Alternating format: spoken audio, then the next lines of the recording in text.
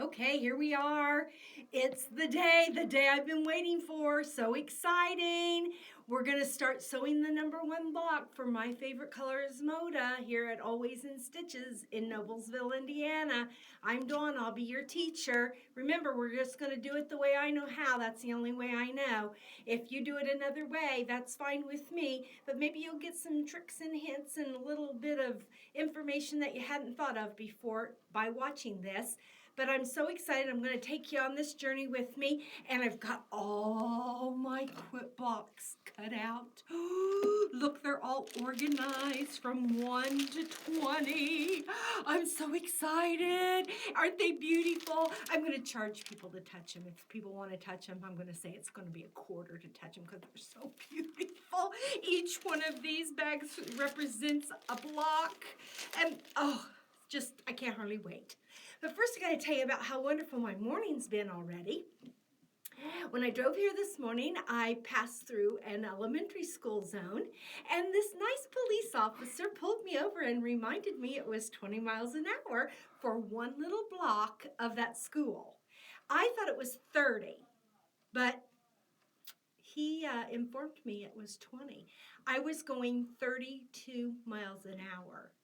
And so he stopped me. He was very nice. Hello, police officer in LaPel, Indiana. It's me, Dawn. You pulled me over this morning, but you were really nice to me. He didn't give me a ticket, and he said that they have no record of my license, but he had my license, so he knew I had a license, and I do have a license.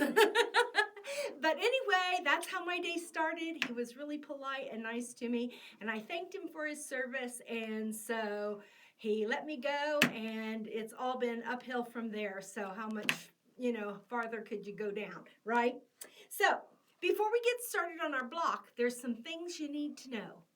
First of all, last time we talked about how to get accurate blocks. What are the 3 components to making an accurate block? One is accurate cutting. Your cutting has to be precise, okay? If you start out with a piece that's too big or too little, you've already defeated yourself because it's not going to turn out the way that it should. So even if it's off a 1/16 of an inch one way or the other, if you multiply that by 10 pieces, then that's 10/16 of an inch. So that's almost an inch. So you don't want to skimp on being very precise in your cutting. Take your time, do it, measure it twice, cut once, or even measure 3 times if that's what it takes. Then the second part is your accurate 1/4 inch. Now, some people do a scant 1/4 inch and some people do a regular 1/4 inch. I do a regular 1/4 inch because I always press my seams open. If you press your seams to one side or the other, there's more bulk for that fabric to fold over. So you may need to use a 1/4 inch. But what's most important is that you get to know your machine, your 1/4 inch foot, or where your 1/4 inch on your bed of your sewing machine lies. So Peter's going to come over here and I'm going to show you a little test that I do anytime I am sewing on a sewing machine that I'm not familiar with or that I haven't used for a long time. The one that's at home in my cabinet I use every day. I am not doing this every time I sit down to sew. I'm only doing it whenever I change sewing machines or whenever I'm not familiar with a sewing machine. So I wanted to share it with you so maybe you could try this to see if your 1/4 inch is accurate. Come on over here to the sewing machine, okay? Now this is our first time filming at the sewing machine. There's a couple things I want you to think about. You can pull your chair over if you want to, Peter. Pull your chair over. Before you got here this morning, I cleaned my sewing machine out. Now, I am like... Did you find any spiders? I'm telling you, I didn't find spiders or mice or anything like that. But I did find a lot of dust. I want you to focus right here, Peter. That's how much dust I got out of my sewing machine. That's just since the last time I changed the bobbin. Can you believe that much is in there? Now, a lot of people think that is dust from your thread. It is not only dust from your thread, but it is dust from the fabric that the needle is punching through and leaving little bits of dust. So, when you clean out your machine, always make sure that you take this plate off. Now, my machine at home is a higher end machine than this, and it just clicks off. This one has 2 screws, and that's why I already did it for you this morning, because I didn't want you to have to sit around and watch me unscrew this and screw it back and la-di-da-di-da. So I unscrewed this, and I, with my handy-dandy little silicone brush here, I went in there and I cleaned around, got all that dust and goobers out of there. I also dust up and around my needle, making sure that it's clean up and around there. This part opens right here, but I don't want you to mess around in any of this. Unless you've got a thread caught up in this area, you should not be messing around with this stuff. This is electrical, and if you've got static electricity in your system, by touching this, you could knock out your motherboard, and then you would be needing to take it to the repairman. So try not to get into that and do much with that, okay? So there's that. Now, the next thing I'm going to do is I'm going to raise my needle up because I've been sewing for a while, and what I want to do is I want to change my needle. And I already loosened it so that I wouldn't have any trouble getting it out this morning. And so there's my needle. I'm taking it out. And what I'm going to do with it, I got this cute little jar. I'm just going to keep all my needles and all my bad pins, and I probably could even fit my rotary cutter in there, my bad blades, and just save this until it gets completely full, and then I can dispose of that. Okay? But there it's safe. It's out of the way of the kids and the pets and all that. So now I'm going to change the needle, and I have these blue tip size 11 because I'm going to use a 50 weight thread. And the back, now you're going to have to read your manual to find out how to change the needle in your own machine, because every machine is different. But my machine, the flat part of the needle goes to the back. I'm going to push it all the way up, and I'm going to twist this little knob here, this little screw. And I'm not going to get out my screwdriver and tighten it so tight that I can't undo it with my hand, okay? That's just way too tight. You know how when the factory does your tires and then you have to change your tire when you get a flat, and you cannot do it with your hand because they've got them on there so tight with the machine? It's the same principle. Don't tighten that so tight that you can't just change your needle whenever you want to. I try to change my needle about every big project. Now, I do a lot of little sewing, but little projects, but I do it with little pieces, and it's just as much sewing as a big one. So about every project, I'm changing my needle. I want to always have a good sharp needle. I'm going to throw that dusty, dirty stuff away.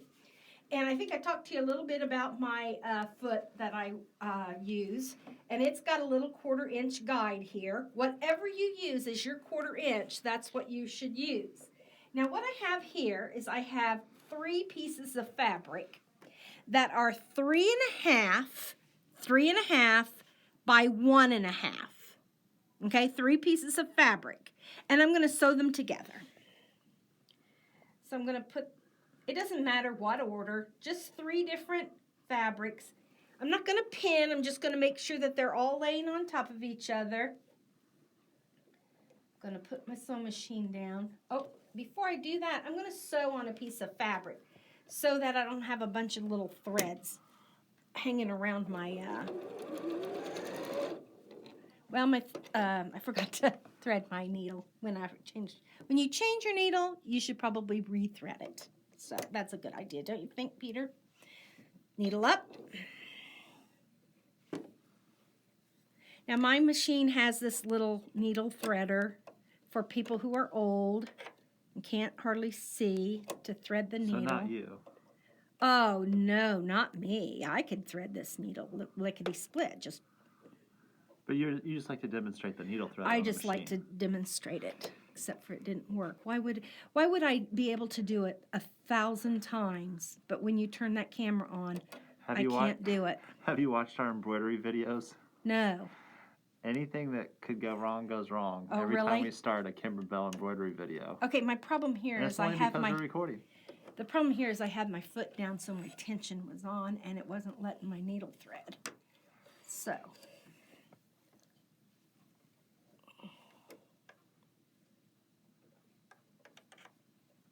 I'm going to thread that. And I'm going to bring this down, bring that over. Now, I've sewn on this machine all morning long, and never had a problem. Was anybody recording you? Nobody was recording me. See, that's why. I know. Okay, now. There we go. Okay, you can't have your foot down because that won't allow the tension. When you say your foot down. See, this is my foot. And Oh, see, not lower your, my foot. Not your actual foot. Not my actual foot. I My gotcha. foot right here, my sewing foot. If I have that down, this Locks tension the disc is in tension mode. You know, it's holding the tension. So the thread is not coming through loosely. Okay? Now, some machines have a little cutter back there, and that's so convenient. So, but I'm going to sew on this because see all this thread here? I don't want that actually on my piece, because then I just have to contend with it, and I don't want to contend with it. So again, I'm going to lay this on top here. My 1/4 inch foot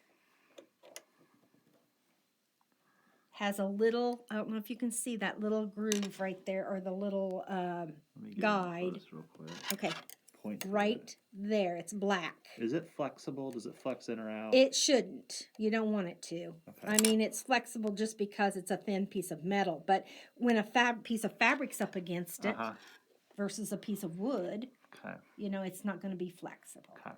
All right. So now, when I start to sew, I don't start sewing off of my piece. In other words, when I have my needle, if you can come back up here real close again, Peter, my piece is not beyond my needle. It's not way up here getting ready to start. It's actually right before I get to the needle. Because if I started it way up, then I'm going to have a little gap where there's not going to be any stitches, and I don't want that, okay? So I'm going to start sewing. And I'm going to sew off of the piece. I'm not going to stop until this part of my piece of fabric is beyond the needle about 2 stitches. Because if I stop short, again, I'm going to have a little part that's going to open up. All right? So now I have a nice cutter on my machine. Some people don't. Some people do. I'm going to sew on this little piece again. That's called a starter. Okay? A starter and an ender. And the reason I do that is because now I don't have a lot of sloppy threads hanging off my piece. I have this one little neat thread, but I can take care of that later. Now I'm going to take my other piece, which is 1.5 by 3.5. All 3 of these pieces were 1.5 by 3.5. And when I get them sewn together and pressed, they should be a 3.5 inch square. Again, I'm going to start away from my needle.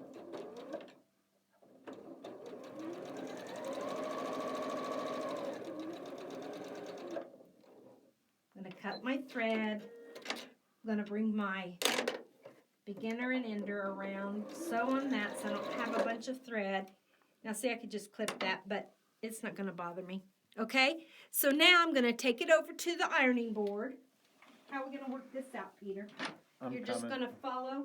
Yep. Which way are you going to come? This way. Okay, every time? Every time. Every time, okay. Every time. Okay, now remember I talked to you about my clapper and my ham, which we're calling? Clamper. The clamper. Clap on, clap off the clamper. Okay, so here I'm going to open this seam up on top of my clamper. Did this iron automatically turn off? It evidently does. Come on, Mr. Iron. Well, and somebody turned the dial. I like it on the highest heat and the most steam. It's Monday morning. It is Monday. There we go. We'll be fine. Okay, here we go. It doesn't take very long for that to get heated up, does it? No. Okay, now see how I'm pressing that open? I'm going to bring it over here. I'm going to give it one last press. I'm going to put my clamper on there. I'm going to wait 2 or 3 seconds. I'm going to take it off of there. And look at how nice and flat that is. Let me get in on that. See how flat? Now there's no... See how the seam is just right at the seam. There's no little gap. There's no little hangy over thing that you have to pull apart. It is right on the seam. Now, since if you can walk around this way, because I'm going to measure it, okay? Okay. We're learning with each other here how we're going to do this room, how we're dealing with it. I'm going to get my ruler out. I'm going to place my ruler right on there, and look at that puppy is 3.5 inches. You see that? I got a lot of glare. Oh, you do? Yeah. What can I do to help you? Does that help? There we are, 3.5. That's perfect. 3.5. Okay. How'd you get so lucky right off the bat? Oh, my dear. That's because I practiced one this morning. Oh. Wherever it went. I don't know where it went, but that's the reason. So that's a good test to see how you can get your 1/4 inch. So let's start on the block. Once we've done that, we know how to press open. We know how to get a good 1/4 inch. We're going to go over here to our book. We're going to get out block one, all the little components for block 1 are right here. They're not so little. It's for this block right here. So it's entirely made up of half square triangles. Wowza. Lots of them.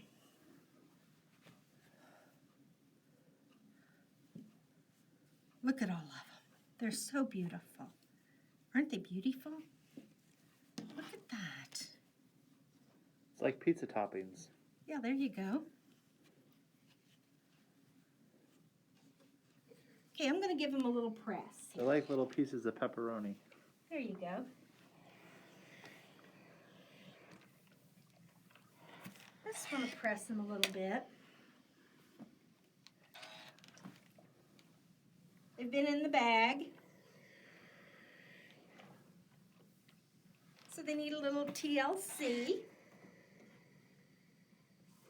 I don't know why I left that one out. Now they're all kind of mixed up in this bag. How am I going to tell which fabric is which? You know, Dawn, I remember in our early video, didn't you make something that you like stuck postage stamps on? I made my chart. Now I'm going to know exactly what it is I need. Because I know which fabric is which. And what colorway are we doing? We are doing the Cookie 10. Cookie 10. Cookie 10. It's the kind of Christmassy one. It's got lovely colors. I do like them. These are the colors of my kitchen. Now this Cookie 10 that's not what's hanging, right? Is it the same? No, that's Primrose Cottage. So Primrose Cottage is the one hanging. Oh, so this will be, yeah, Cookie 10 will look really cool. Mm-hmm. So in the one behind me, it may be light where this one is dark, or vice versa. Okay? So let's look at fabric 1 for the booklet is a dark green, and my fabric 1 is this. And then fabric 2, fabric 3. Look at how close my fabric 3 and my fabric 8 are. Boy, I could get those mixed up pretty easy. Okay. Oh, this doesn't go here. Fabric 3, fabric 4. There is no fabric 4, so fabric 5 is this reddish orange. Fabric 6 is this orange. red. Fabric 7 is this. Fabric 8 is this. Fabric 9 and fabric 10. So I've laid them out like they have it in the book. And now down here, it's going to tell me that I need 4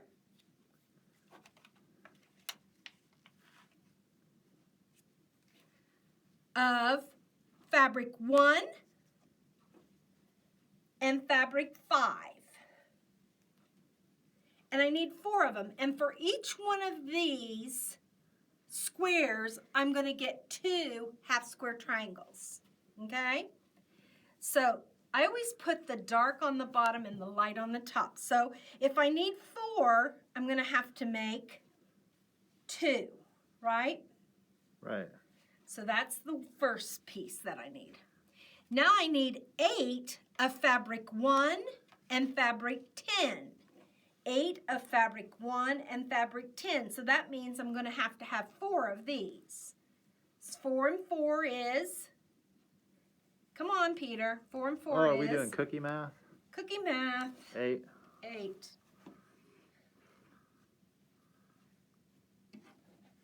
Okay, now there's that. I'm going to slide down. And now I need fabric 2 and fabric 7. 2 and 7, and I need 8 of those. So I have 4 of those. I'm going to put the light one on the top.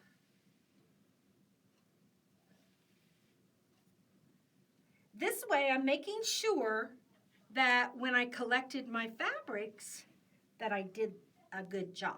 That's a good looking lasagna. Isn't that nice? That is a good looking lasagna. Okay, there's that. So there's that. And then I'm going to go down one more, and it says I need fabrics 2 and fabric 8. So this is 2 and this is 8. And I need 4 of those. So I'm actually going to make 2. Because for every one, I get 2 half square triangles. And then the last one is fabric 6. Oh, this must not be the last one. Oh, yeah, it is. Fabric 6 and fabric 9. How did I end up with extra fabric? Fabric 6 and fabric 9. Where did these come from? Number 3. You know, I must have put these in the wrong bag because it doesn't say I need those. Well, it does up here say I need them. 1 through 5.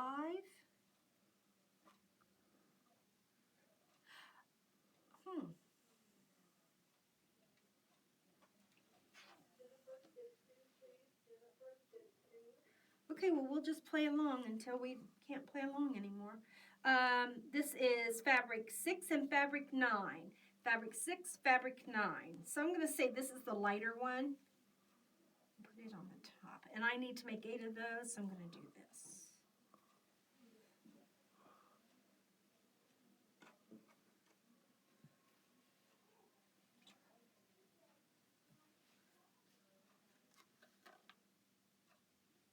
I don't know why it said I needed that when I don't. Okay, here we go. So, I'm going to make half square triangles out of these squares. And what I need to do is I need to draw a line from diagonal to diagonal. Well, what am I going to draw with? First of all, this is going to be my cutting line. I'm going to sew 1/4 of an inch on one side of it and 1/4 of an inch on the other side of it. So it's going to get cut off. So I could use absolutely anything. I could use my pencil. I could use my chalk. Here are my chalk pencils. I have one in white, one in yellow, and one in blue.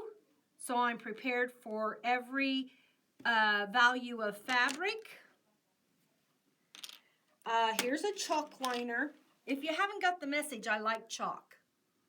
This is a little chalk wheel. There's a little wheel inside there, and you move that wheel along, and it disperses little dots of chalk. Is that like when they put chalk on a baseball field? I think you wouldn't want to draw that wide of a line on your thing. Okay, and then this is a chalk mechanical pencil. These leads are chalk. Here's Taylor's chalk, which is just a little sliver of chalk. Lots of chalk. And then this is a little retractable chalk refillable pen. Has 3 different colors of chalk. There is some out there that has like 30 colors of chalk in it. And then there's the little chalk erase sharpener. So any of these will do, but for me today, I'm just going to use my pencil because it's not going to show. So one time I didn't have any of those fancy tools, and I had a ballpoint pen. I was like, okay, I'll use a ballpoint pen because it'll get cut. You won't see it. Yeah. Well, later I looked down at my ironing board, and I'm like, why do I have 100 marks on my ironing board? That ink, when it got hot, it solidified and went into your, don't use a ballpoint pen. And I stood up in horror, imagining, did any of those marks transfer onto any of my pieces? And? No. Good. I was lucky. That's good. Okay, and then they have those markers or those pencils or pens that go away with heat. You know, have you seen those? Now, I'm skeptical of those, Peter. I tell you, anything that's disappearing, some kind of chemical has to make that disappear. What's that chemical doing to the fabric? You know, I don't want to take the chance. And how will it react with the environment 5 years and later? And it comes back with cold, you know, if you put it back in the freezer. Oh, I didn't know that. Yes, it'll come back. So if, like here in Indiana, we have very cold winters. So if you're transporting a quilt somewhere and you get there and the markings are coming back because it's cold outside. So, you know, I just don't risk it. So if you're making a quilt for a frenemy, don't write a mean message the salvage with a friction pen. Don't do it. It'll come back to haunt you. So I'm just going to lay my ruler here. You just need a ruler long enough to go from point to point. And I'm just going to, with my mechanical pencil there, see, all I need is a little line. So I'm going to do that on all of these. And again, I said that I'm going to cut this off. So, but I need to be very precise because this is going to determine my sewing line. Okay? And I'm only doing it on the light ones. That's why I put the light ones on the top. See that? So I'm just doing every other one. So here's the dark one. Here's the light one. Here's the dark one. Here's the light one.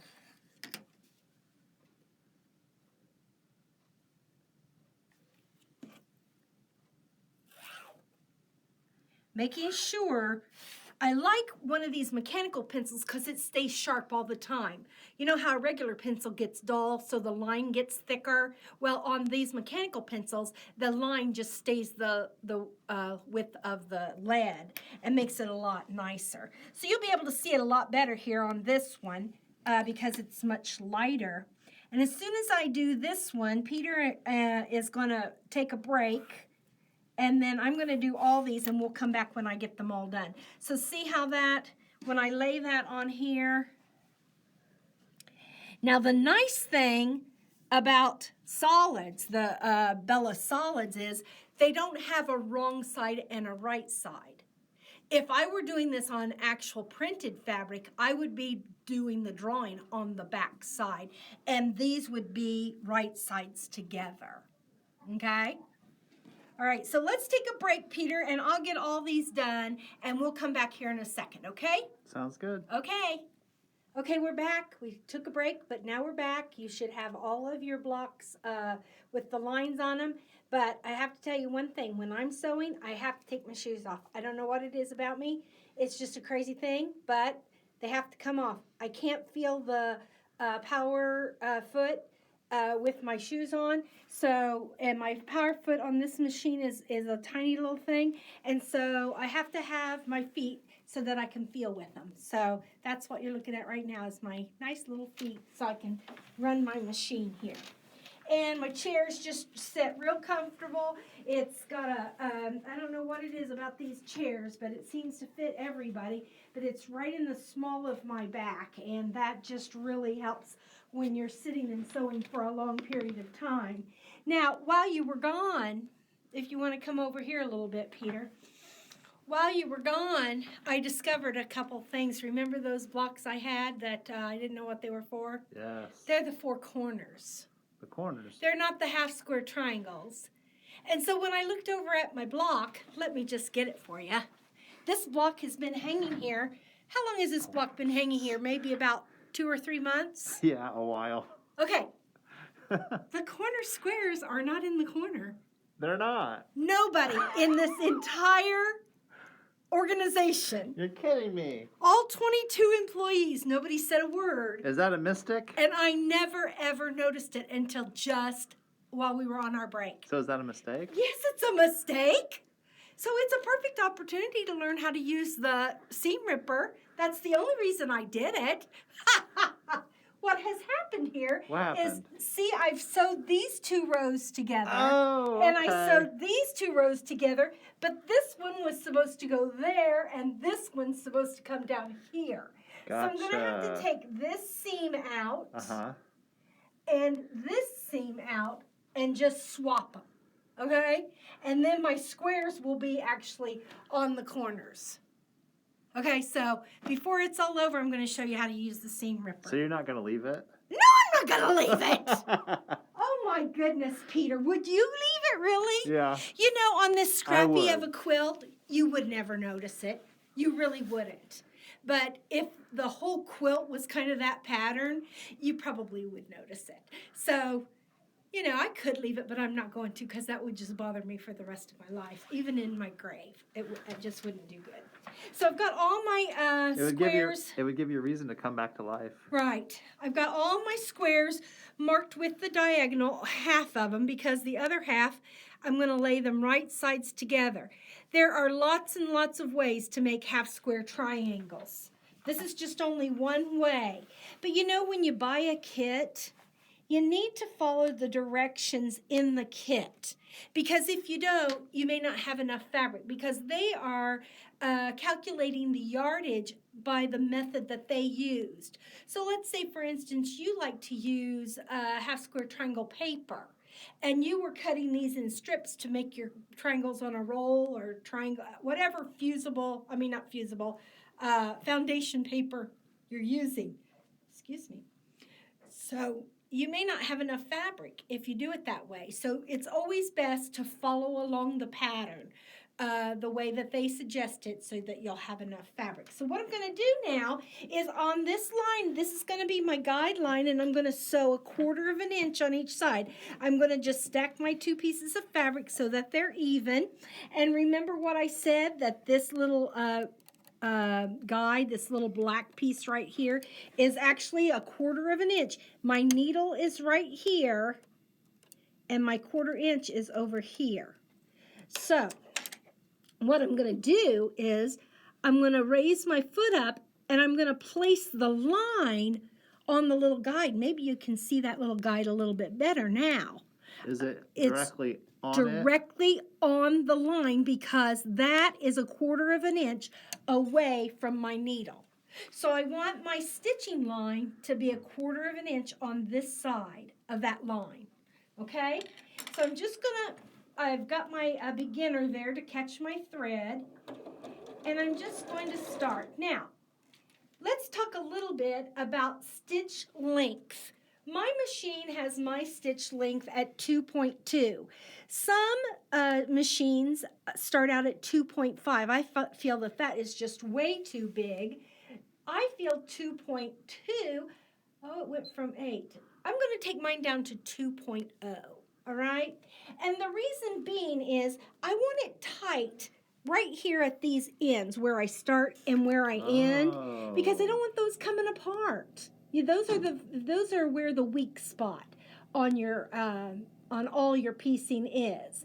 And so if that starts coming apart, then your seams are not going to be as sturdy as they could be.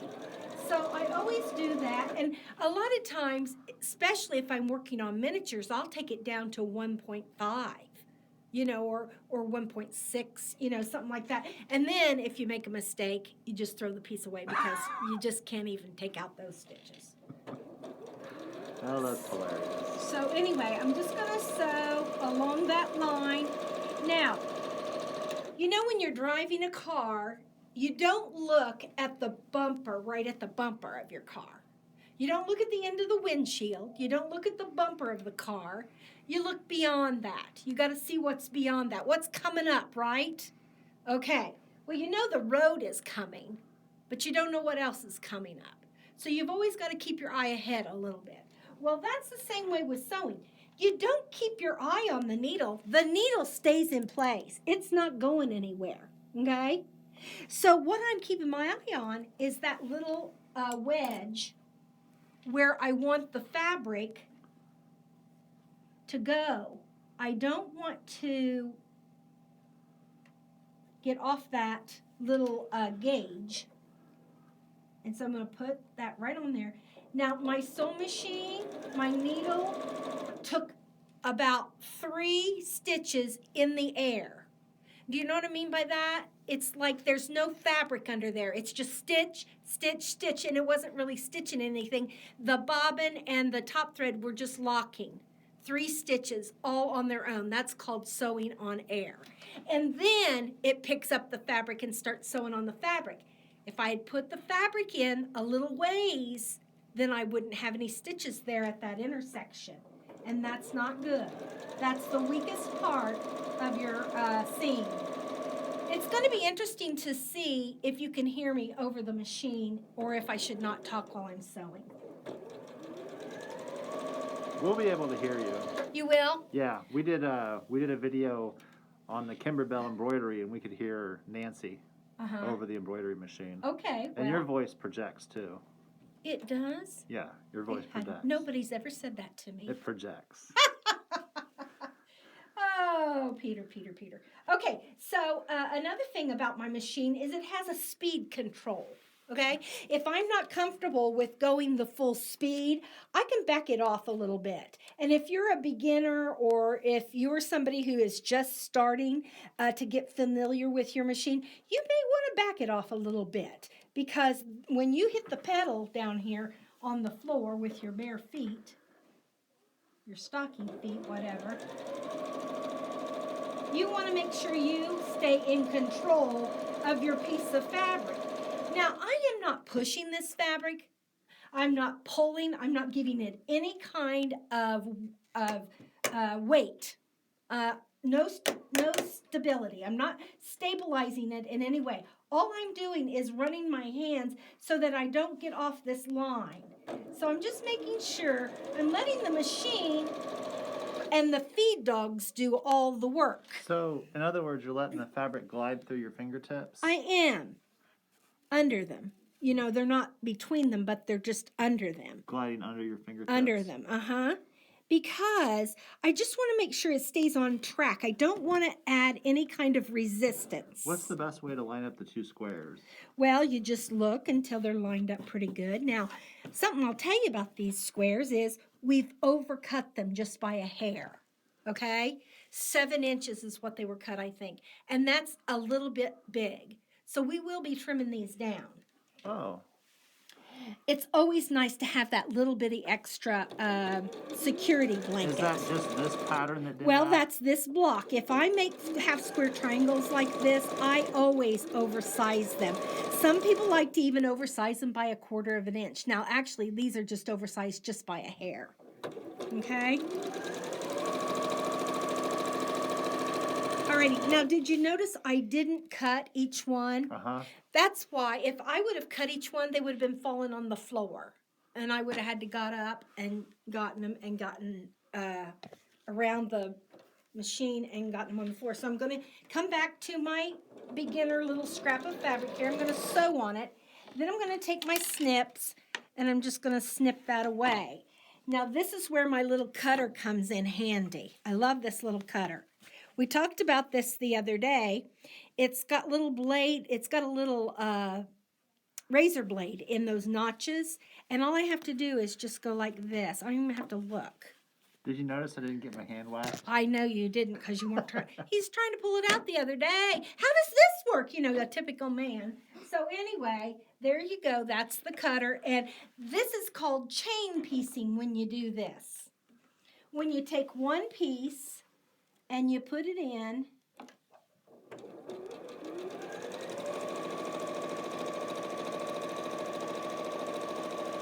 Again, I'm not putting any pressure on this piece of fabric. I'm just making sure it stays on that line. Sewing on air a couple stitches, then I start to sew. And I didn't cut. And that's what is chain piecing. I'm just chaining them together. One right after the other.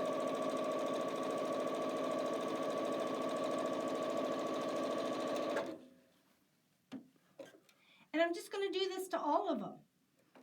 Every single one of them. Now, when we were on our break, I did a few all the way so that we wouldn't have to take another break after we get these 4 done. Now, if we're doing 4 sets of squares, how many half square triangles are we going to get? 8. Because each square makes 2 half square triangles.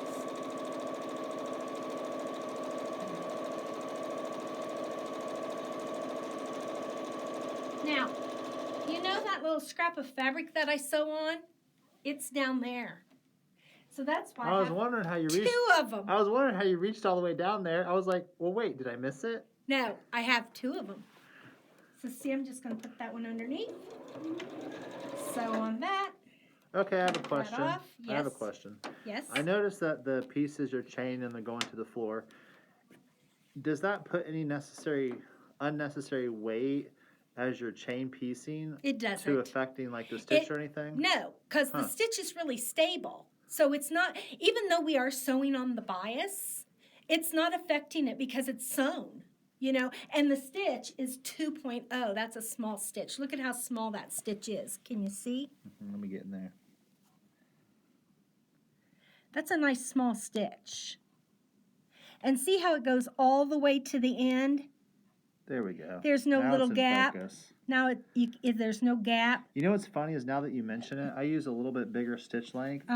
And I've run into issues on those corners where it has, you know, that longer stitch and it wants to come open. Right. So now I see the importance of using that smaller stitch. And the importance of using this. Because, see, this is sewing on. It's keeping the fabric. So a lot of times when you sew, the needle wants to take the fabric down into the faceplate. Okay? Let's open this up. Let's get the needle up. Let's take this foot off. So a lot of times, see this opening here, Peter? A lot of times, especially when you're starting right on a corner, what the needle wants to do is eat it. It wants to take it down into the machine. Now, there's a couple ways that you can get around that.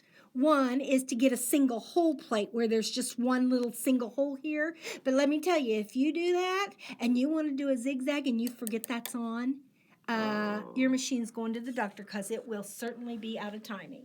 Okay, it'll break the needle and it'll be at the doctor's office. So if you do have a single hole plate, I would suggest that you put a little sticker here that says single hole plate, or draw a circle with a thing over it for a single hole plate, or do something to remind you that you've got your single hole plate on.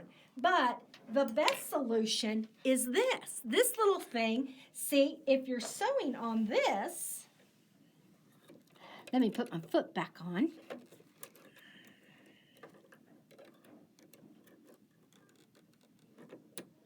Okay, now my foot's back on. If I'm sewing on this, it's got the thread. And the thread is stable because it's on this piece of fabric. And so the needle doesn't have the tendency to take it down with it because the bobbin thread is up and it's attached to this piece of fabric. So that's just, I have always, ever since I learned how to do leaders and enders, that's what this is called, leaders and enders, I've always sewn that way. A lot of times when I'm at home and if I'm not sewing for commission or sewing on the time clock, I will be doing an extra project. I'll have a bunch of squares right here next to me, and I'll have some dark ones and I'll have some light ones, and I'll just pick up one dark one and one light one, put them right sides together, and make that be my leader and ender. And before you know it, I've got half of a quilt done.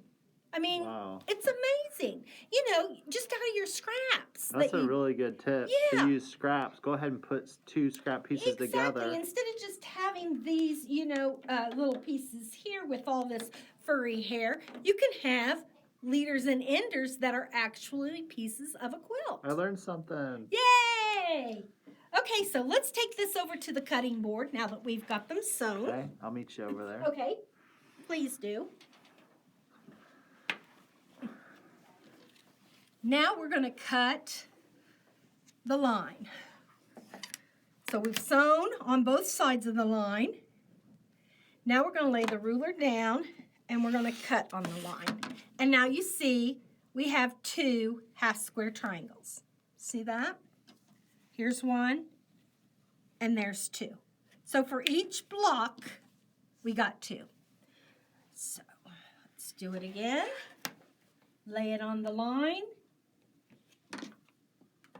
Cut on the line. Now we've got 2 more. Lay it on the line.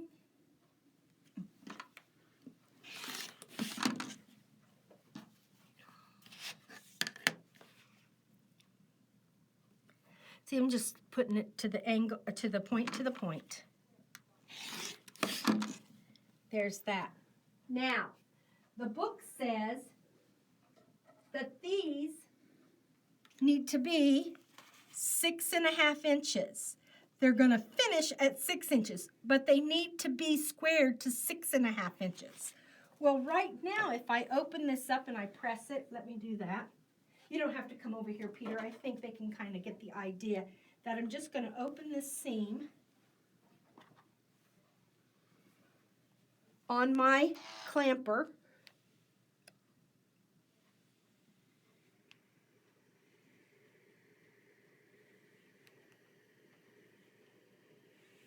Open that seam, put the clamper on it. 1, 2, 3, flat as can be. Now let's measure it and see what we've got. Get out our big ruler, our 12.5. You know how I said that the 12.5 is just kind of a must-have. And if it's supposed to be 6.5, this is 6.5 right there. So can you see it's about 6 5/8? Uh-huh. And down here it's 6 5/8. Well, that's not ever going to work, okay? Because it's supposed to be 6.5. So is this one of those situations where you can't say that, oh, it's close enough, I'll just sew it together? Exactly. Because if this is 1/8 off and this is 1/8 off, and we get 8 of these that's 1/8 off, that's 1 inch off in the whole block. Okay? And that's not just on one side, that's on all 4 sides. So that's not good. Okay? So you never ever say, oh, I'll work it in. I'll work it in. No, you don't ever say that, okay? Another issue we have here are these 2 little ears. Oh, the little puppy ears. Well, we call them dog ears or bunny ears or some kind of ears. What'd you call them? Puppy ears? Puppy ears are good, okay? So in order to get this to be 6.5 inches, you can take this ruler here and you can square that up with the 6.5, because right here is 6.5. 6.5, 6.5. Now, that's going to put my point off. See, my point's not going to be at the end of this anymore. That's not good, right? Right. What if we took a 6.5 inch ruler that has this line through the middle? That makes it really nice and convenient. And put it on the line. And now there's fabric all the way around. So what we can do is we can go that way and that way. Now, if you had one of them rotary mats, you know, you could just turn this. We ought to go get one. Yeah, let's get one. Well, we don't need one right now, okay? Because I'm going to show you a different way. Okay. And now I can put that line on there again, making sure I line that middle. See what line I'm talking about? Can you see that line? I'm talking about this line right here. On the ruler? On the ruler. Diagonal? The diagonal line. And I'm putting that right on that diagonal line. And because I know this is a 6.5-inch ruler,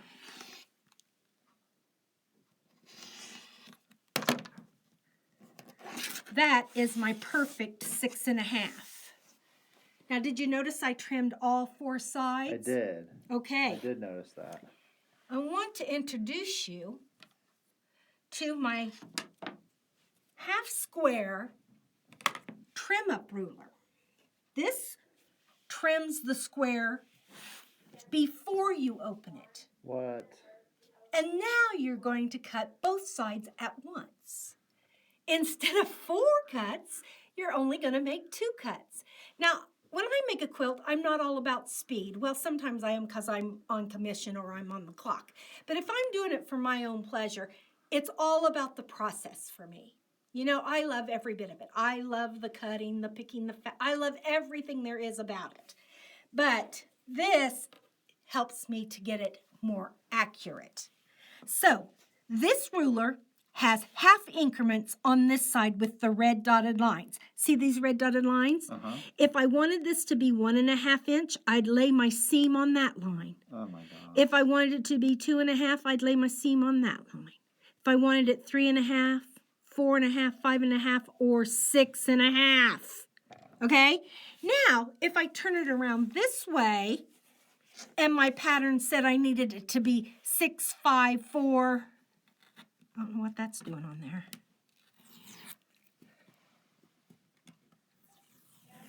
3, 2, or 1, then that's the whole increment side, and I could just lay my line on my seam, and that would give me a 6-inch.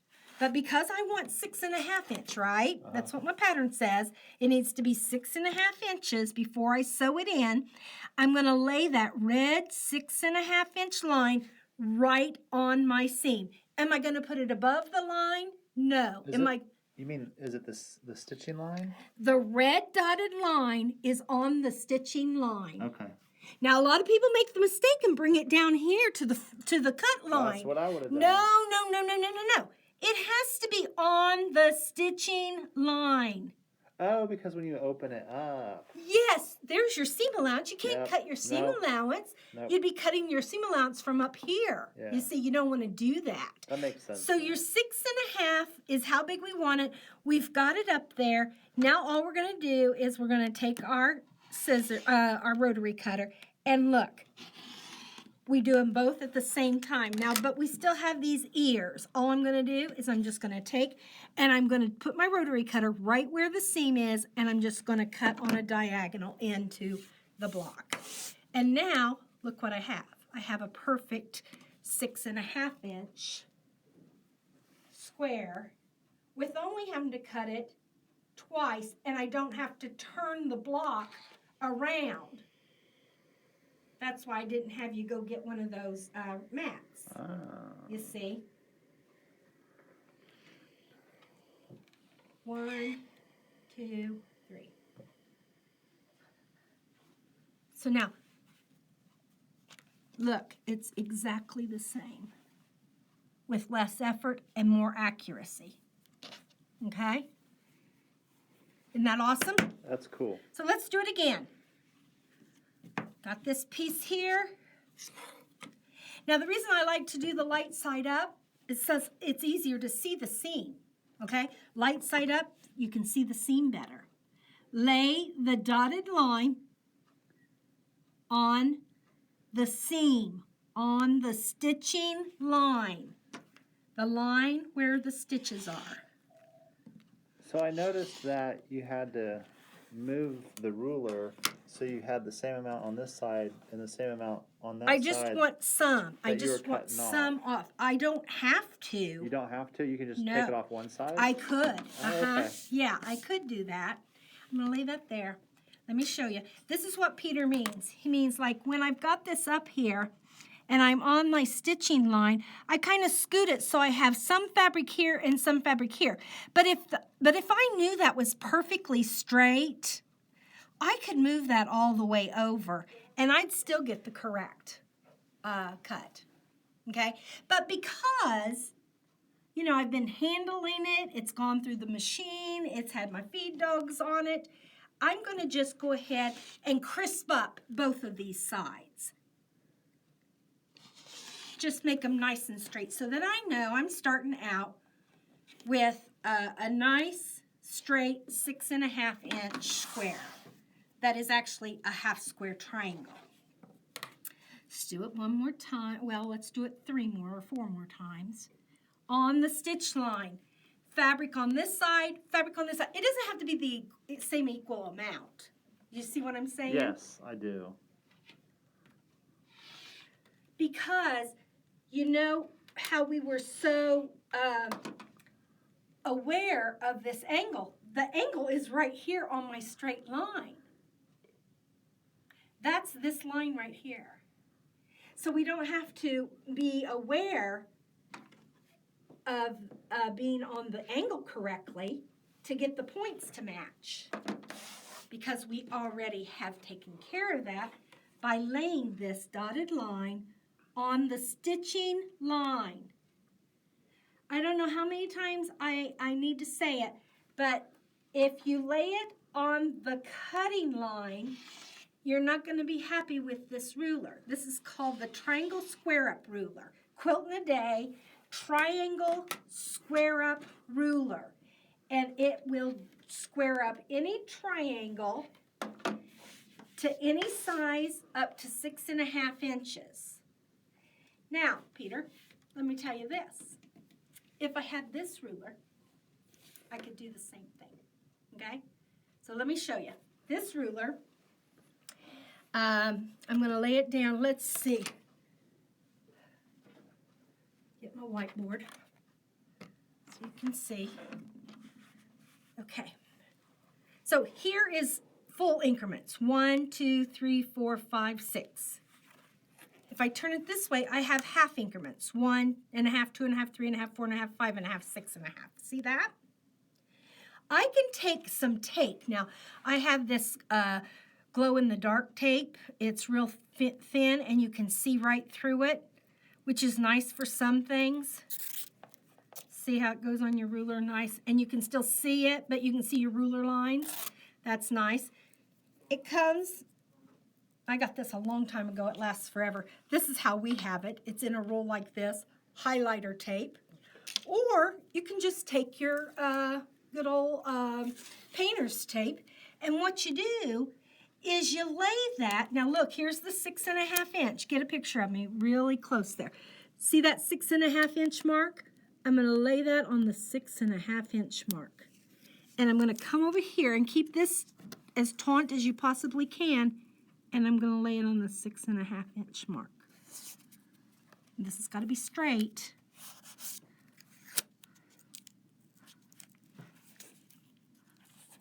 See how much trouble this is? Wouldn't you just rather buy one? Yeah. Me too.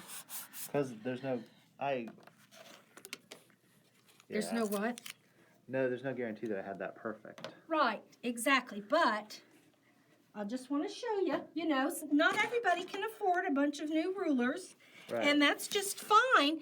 Sometimes you just deal with what you've got and you go with that. So now I have my square, and all I'm going to do, now see, it's so cumbersome because this ruler is so big. But I'm going to lay that tape right along my seam line. It's really hard to see. Okay, I'm not going to cut it because I don't think it's as accurate as I'd like for it to be. But that's another way you can do it. Any ruler that's bigger than 6.5, you can do it that way, okay? So I'm going to go back to my half square triangle square up ruler. Put that dotted line where? On the sewing line. On the sewing line. Cut away the little bit of excess that there is. Go ahead and trim my little dog ears off. Now look, I'm trimming both dog ears at the same time. So with 2 little cuts, all 4 of the dog ears are gone. Okay? And I still have, look, I still have stitching lines right to the very end. And right to the very end, stitching lines. So that is good, right? Let's go over here and let's press these open.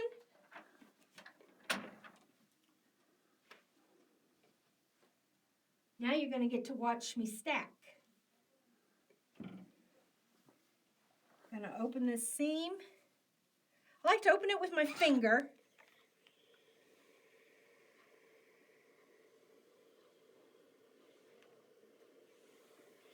Press.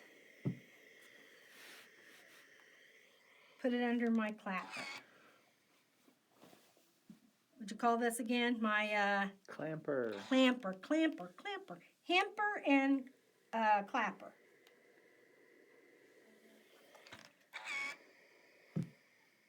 And I'm just going to stack them. Look at that.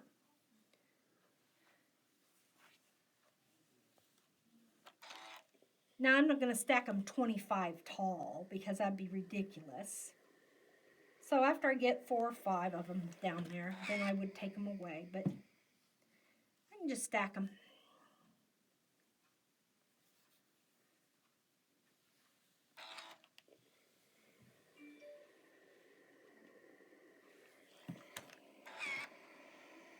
Uh-oh, now look, Peter, what happened? I didn't cut a deep enough angle on that. Can you see where my dog ears are kind of sticking out? Uh-huh.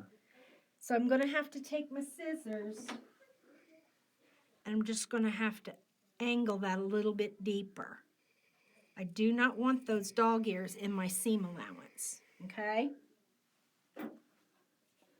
Because I'm picky. I'm picky that way. If you don't care, it isn't going to show.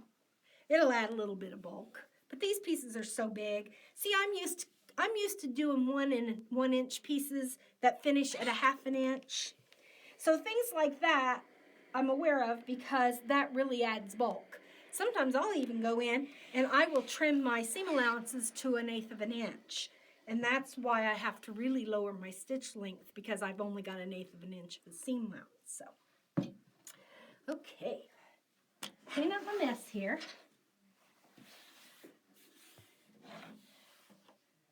Get my book. Yeah, these blocks right here that I had no clue what they were, they're my corners. My corners. I looked over there to find my corners and voila, they weren't in the corner. That was a surprise, I'll tell you that. Oh, forgot one. It's good to stay organized. Keep your cutting table kind of cleaned up. You don't want a lot of stuff on your cutting table.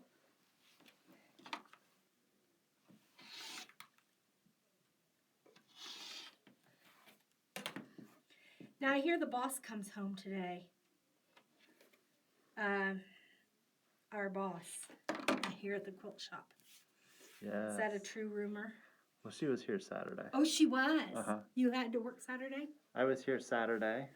Okay. I was in the yarn department. Okay.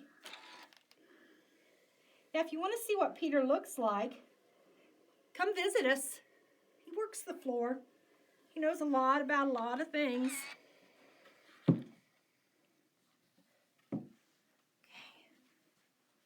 All right. Let me get my book. Let me put my rulers up. I love this little thing. Okay, now here's my little chart. Tells me what numbers is what, right? Yes. Okay, so I'm going to lay my blocks out. Now there's one, and it shows me right here how to do it. Okay, so in my book, and I'm not going to show you real close my book, but it shows me to lay it out into fourths, into segments of 4. So I'm going to do that right now. So this one is 1 and 10 are the next two. 1 and 10. So that's these. So they go, if that's 1, they go like this. 1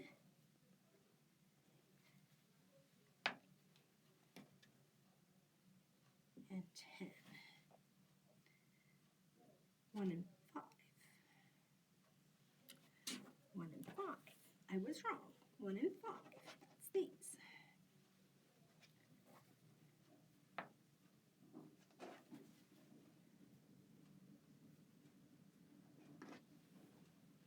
One and 5, and 1 and 5.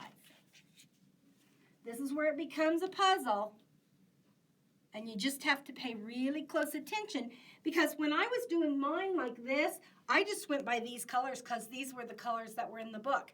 But now I have to pay more attention to what's going on in my colors.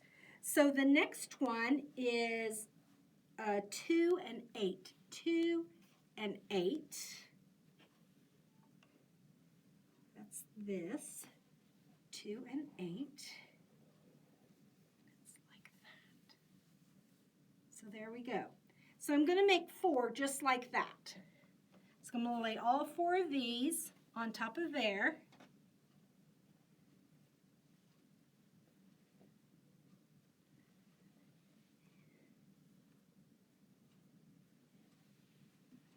How come I don't have 8 of these, Peter?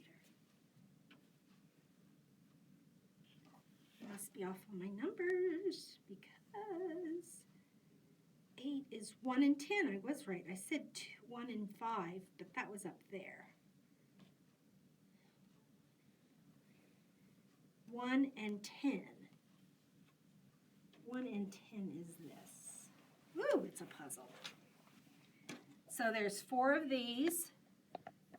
It's like this. 1, 2.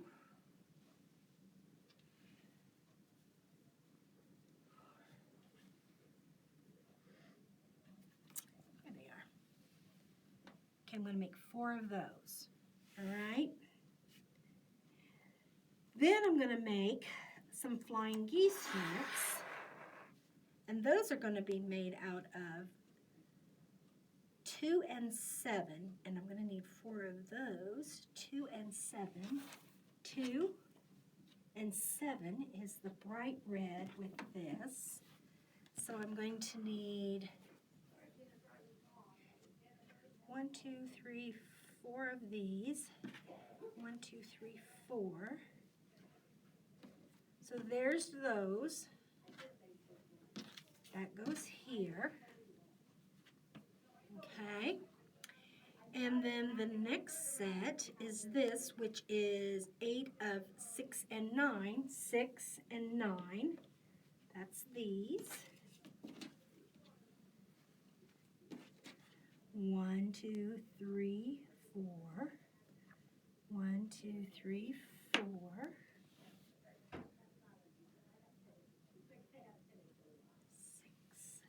is the red.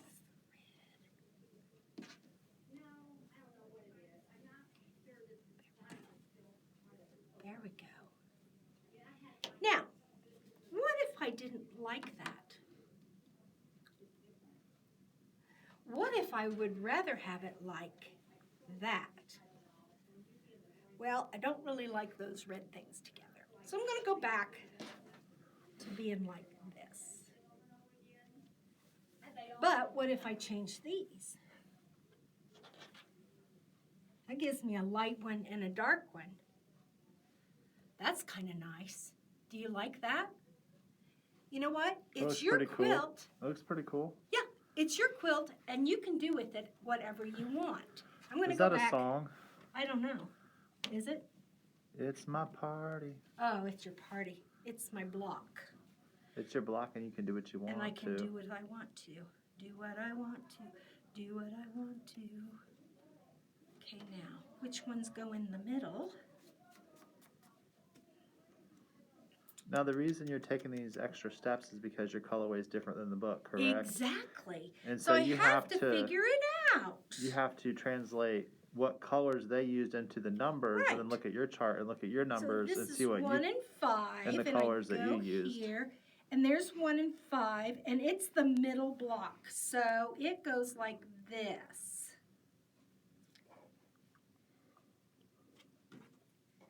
It goes like this. The middle block goes like this.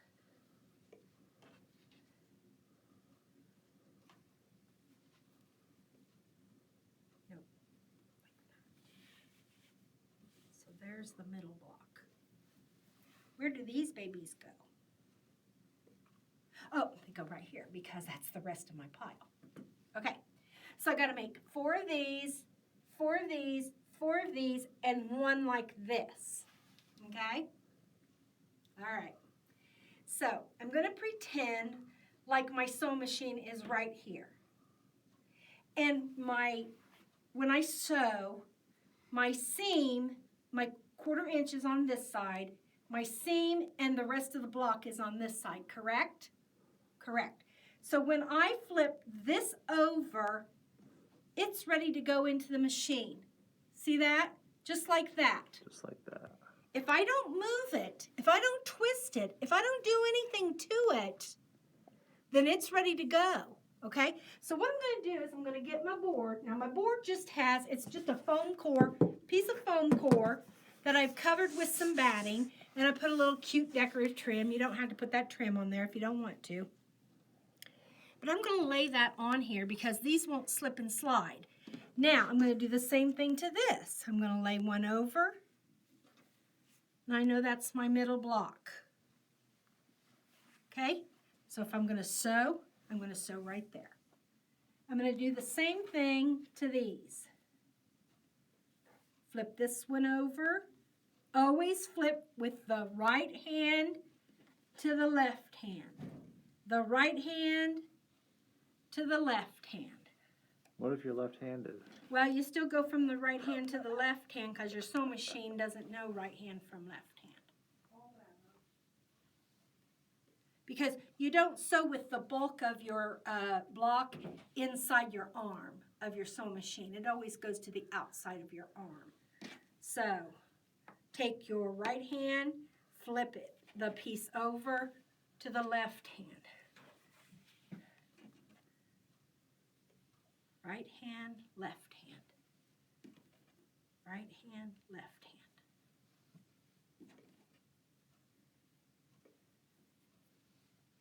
hand. Now, I used to not pay attention. I used to would just stack them up.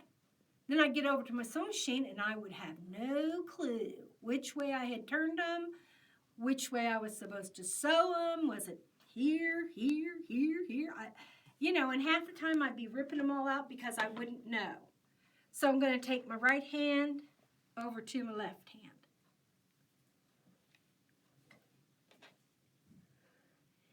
And now, when I get over to my sewing machine,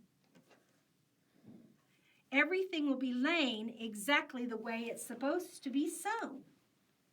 And I don't even have to think about it. And I can just chain piece all day long.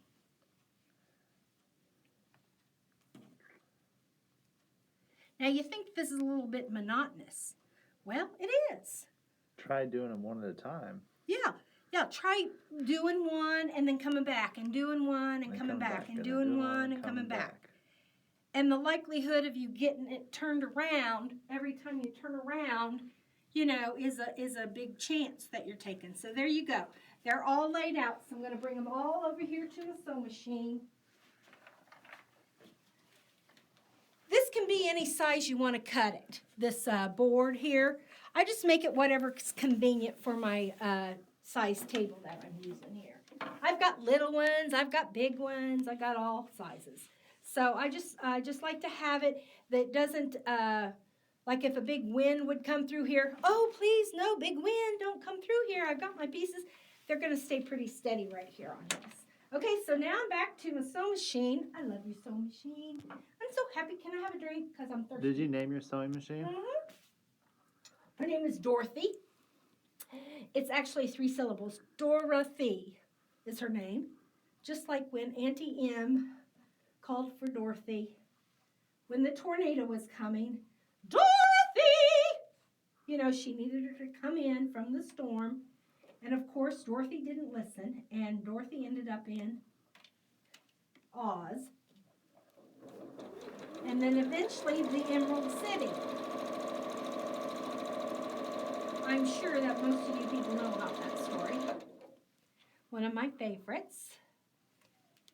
We're off to see the wizard, the wonderful Wizard of Oz. We hear he is a whiz of a whiz, if ever a whiz there was. So one of my very favorite childhood stories is The Wizard of Oz. My very favorite is the coroner.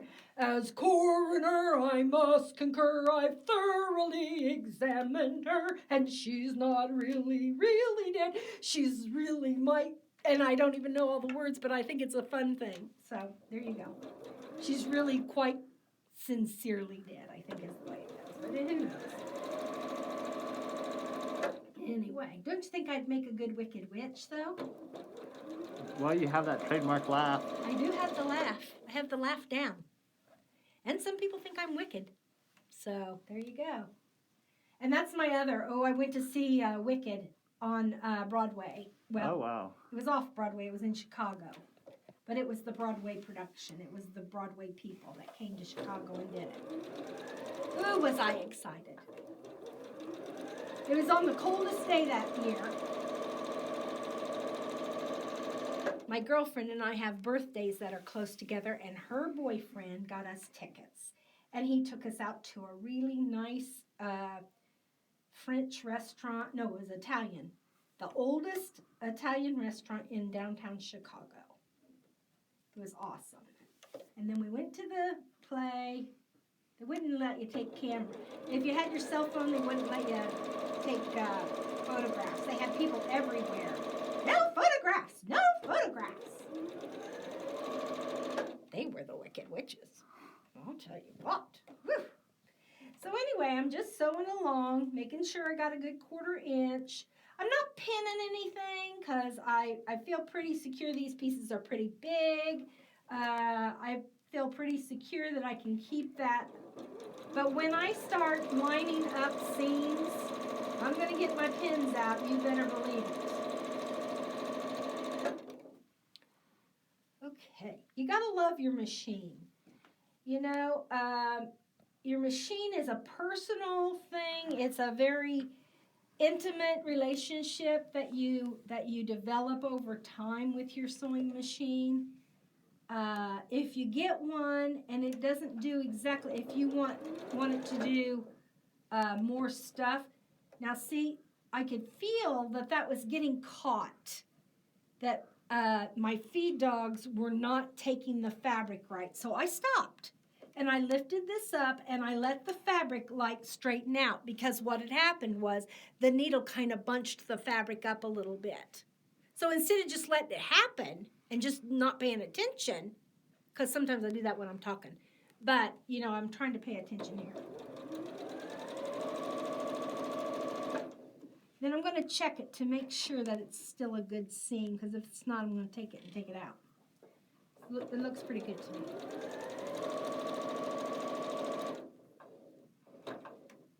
Come on.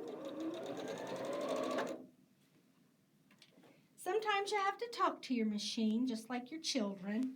I don't have any children. Peter, do you have children? I don't have any children. I have puppy dogs. I got whippets. Whippets? Those are puppies. I talk to my puppies. Yeah. I have schnauzers. 3. Schnauzers are very nice dogs. I have 2 that belong to me and 1 that belongs to my brother that I babysit. Her name is Chloe. And then my Gizzy and Biscuit are my boys. And they don't like Chloe. They don't like her one there a bit. She loves them. Oh, she gives them kisses. She'll clean them. They'll just growl at her. But see, when they get in the backyard, they chase this dog in the backyard, and he's a little white Westie. And so Chloe, ever since she was a baby, she thought that meant play. She thought all that growling, because they would run the fence and they'd be growling at each other. And she thought that meant playing. So when they growl at her, she just thinks that's play. So she don't pay no attention. She just keeps on bothering them. One of these days they're going to take her nose off. Then where will they be? Now see, you gotta think about this when you're sewing. Look what's underneath me. I'm going to pick this up and I'm going to turn it over. Look, there's all that open seam underneath me.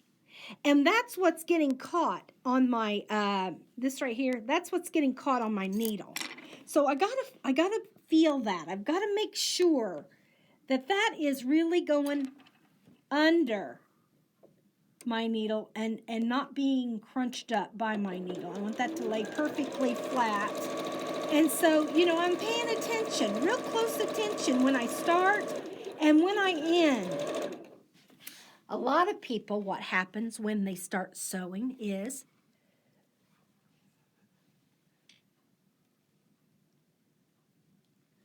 now here's two seams that are going to come together. I'm going to make sure I really get those together.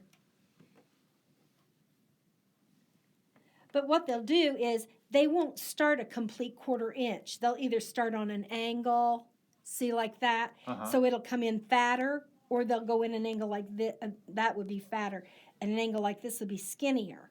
They don't have it really lined up. Well, you've really got to line it up. That wouldn't be good for the quilt blocks. That would not be good for the quilt blocks. So what you do is, there's a little notch right there that shows me where my 1/4 inch is.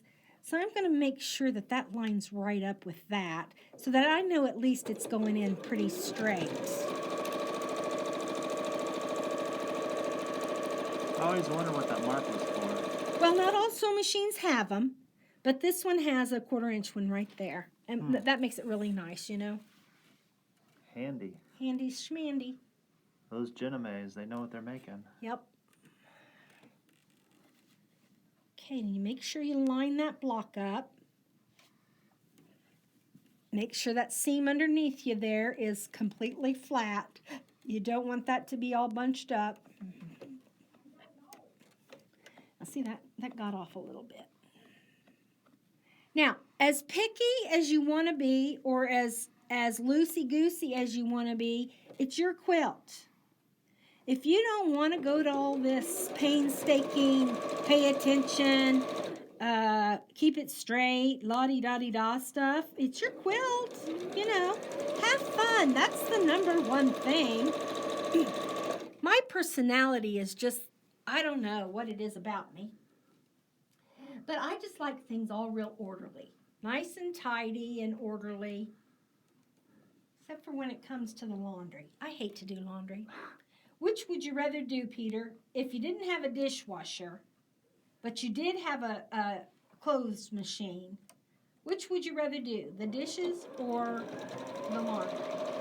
Neither. Tell us in the comments what you'd rather do. Would you rather do the laundry, or would you rather do the dishes? I think I'd rather do the dishes. You would? Because I have more clothes than I do dishes. And I have to have clean dishes to eat. Definitely. So I'm doing the dishes. Definitely. See, my thought is What's your that thought? if there's 3 people in the house, there should only be 3 plates, 3 cups, 3 forks, 3 knives. You see where I'm going with that? Uh-huh. But that's not the way that my dad was raised. And my dad, I live with my dad and I take care of him. He has Alzheimer's. He would freak out if he got into the into the cupboard and there were only 3 plates. Because Alzheimer's patients, they don't like change. Not at all. Can't let my board turn around, because if I do, I'm going to be sewing the wrong side. Oh, no. Yeah. And what is this called that I'm doing here, Peter? Where I'm just putting one up against another one and another one and another one. It's called a chain piecing. Chain piecing. What if you had a cat and the cat turned this? Oh, that would be bad. You That might would want to be label it bad like top to the and bone. bottom. That'd be a good idea, wouldn't it? Top and bottom. Yeah. Well, because I see a lot of, I've been watching some of those videos on YouTube where the newscasters are doing their broadcast from home, and they'll have these animals to contend with, and they only misbehave when they start doing their broadcast. Oh my goodness. Well, a lot of people do have animals in their sewing room. And I've seen cats just walk right up and take the take the thread right out of the sewing machine. Oh man. I'm telling you. There was a private Facebook group called Celebrate Hand Quilting, and there was a post that a lady put. She had hexies that she had hand pieced, and she had all of her blocks, and one of them was missing a block, and she couldn't find it. Don't tell me the cat ate it. I don't know. She didn't say. It was just a post that she said, well, she discovered that she was missing one of her hexies. I watched Floss And Tube the other day. And she didn't know where it went.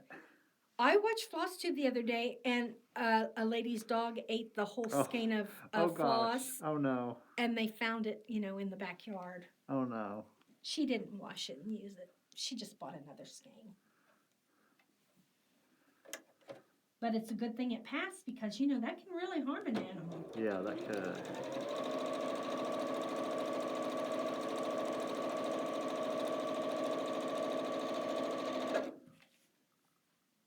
Isn't this fun? Zooming right along. I am.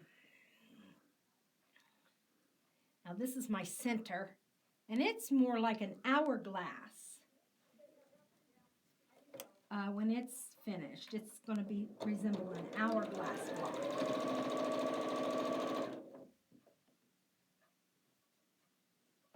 And this time, I think I'll put the corner squares actually in the corners. What do you think? Good plan? Well, you might change your mind by the time we get to that point. You might decide it is my block, right? You might decide you want something else there instead. Right, it is my block. Okay, now, instead of starting with that seam, Ruh-roh. I'm going to be ending with that seam. What do you do? And so, in order to keep that seam behaving, if you have an awl, you could use an awl, but since I've got my seam ripper here, and I don't want to get my fingers that close to keep this down. See how I want to keep that down? This foot could have very easily popped that seam right up. Could have popped that seam right up like that. Well, I don't want that to happen, so I've got my seam ripper here, and I let that just guide it right in. That way, I don't have to worry about that getting caught. Okay, now I've got my beginner. Leaders and enders. This is a leader, or ender. It's an ender, I guess. Let's count how many half square triangles we have here. 2, 4, 6, 8, 10, 12, 14, 16, 18, 20, 22, 24, 26, 28, 29 because that's a block, 30, 31, and 32. So we made 32 half square triangles. That was pretty fast, don't you think? Okay. That was rabbit fast. That was rabbit fast. Now let's come over here. Let's press them open.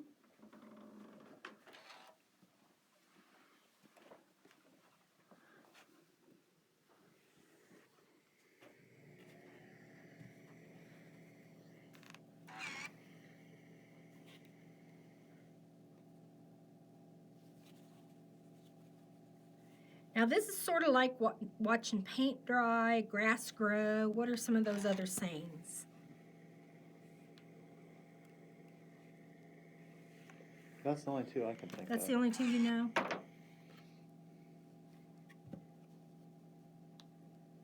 But it's getting exciting because our block is starting to take shape. Let's talk about some of the other ways you can make half square triangles. Okay? You can actually cut the block in half.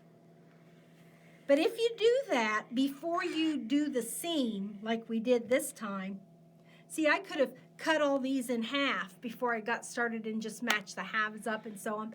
But I would have been sewing on the bias. And even though sewing on the bias is not like it was 20 years ago, because fabric has come a long way since then,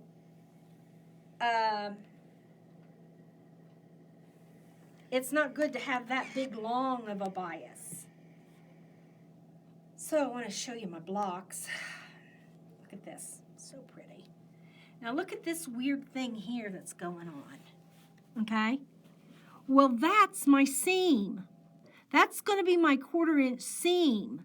That's not supposed to come all the way out to the point. A lot of beginners, they find that very disturbing that that seam looks like that. But no, you want it to look like that because there's your 1/4 inch, and when you get right down to that point, that's going to leave your point just where you need it. So don't cut that off. Right. See how it looks back here? See, since I opened my seam, how I can see right where it's at? So, look at how nice. Nice, nice, nice, nice. Okay. And okay, so that's the first part of our block. These are our corners. Those are the other piece that goes with the corners. Now, we're going to do these 4.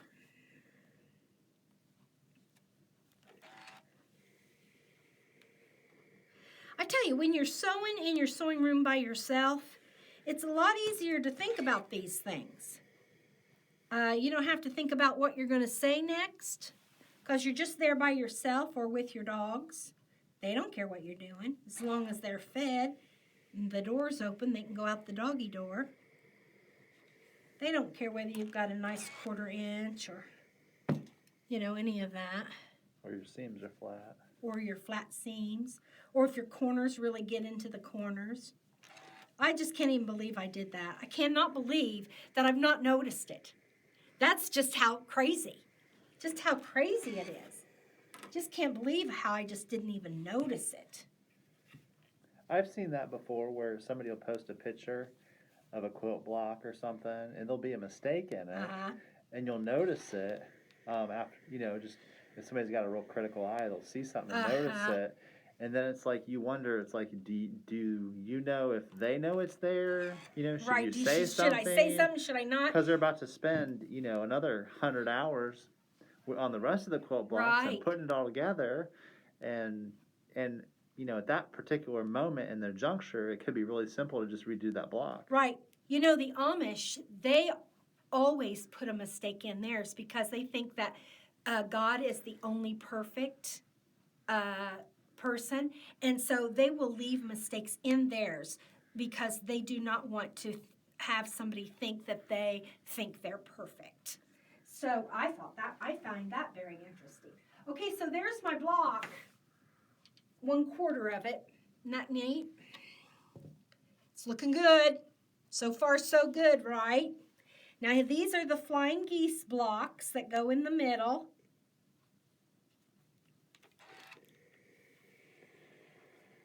And notice how I'm pressing open. And look what happens when I have a flying geese. My 2 points meet right there. And I still have a little bit of fabric for a seam allowance.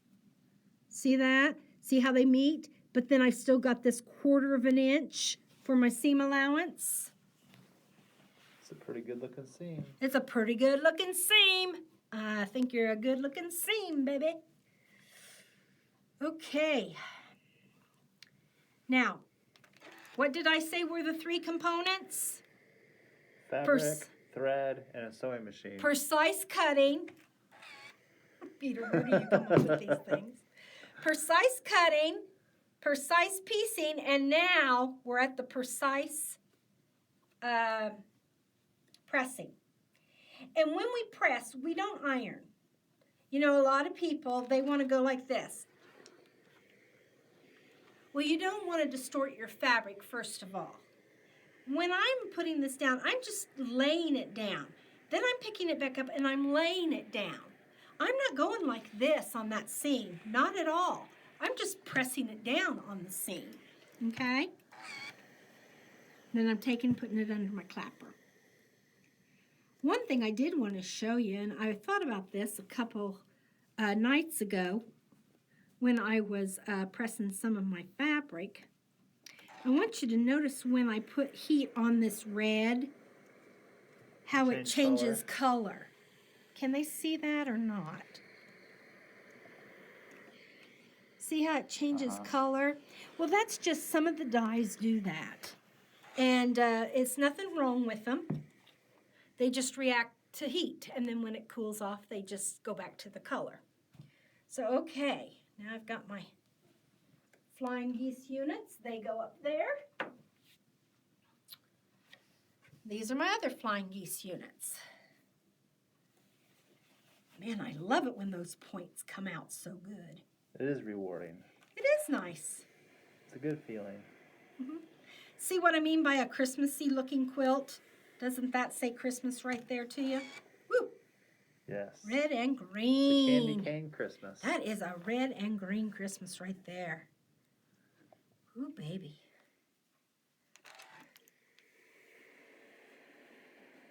Now I have, in my kitchen, I have my jadeite collection is in my china cupboard in my kitchen. My kitchen dining room is all one big thingamajig. Nice. And so I decorate with peppermints in and around all my jadeite, and I don't take it down for the holiday. I mean, I don't just leave it up for Christmas. It's there all the time because I think it's cute. And it's my hutch, so, right? Right. If you come over to visit me, Peter, and you say, why do you still have Christmas up? I'll say, because I like it. I need to come over so I can count the number of pincushions you have. Yeah, it's a lot. Because I'm just looking at some of these pincushions right here, and I tell you what, I have never seen more artful pincushions anywhere else. I know. Some of them are antiques, but some of them aren't. And they're surprising. Like, they surprise me. Like, I wouldn't have ever thought of putting them together like this. Yeah. Yeah, some of them are antiques. Like this one right here. She's pretty delicate. She's, see, you can see she's discolored. And some little lady made her, I'm sure of it. And then she's got this chalkware body. That's how you know she's really old. She's really old. Most of these were gifted to me. Some of them I made. I made this one. And it's supposed to resemble, I think, one of them strawberries or maybe even a acorn, maybe. I don't know. Well, but if it's a bird, and that's a leaf, that's a strawberry thief right there. Right there it is, a strawberry thief. You're right. So, you know, some of them I've made, some of them are old. This one's old, of course. That one's adorable. Isn't that sweet? Occupied Japan. So, yeah. And you know why do I have them? Because they make me happy. I can see that. Yeah, they make me happy looking at them. They're really fun. Now, Did anybody? The cupcake. I love the cupcake. Yeah, no, that is so cute, isn't it? Love the cupcake. Yeah, I got that on eBay. Somebody made that. No, a friend gave it to me, but she got it on eBay. But look at that cute strawberry top. Isn't that just precious? And then there's these butterfly. But look at the little seed beads. Now this box is going to take us forever, Peter, if we keep talking about the... Okay, so here's my other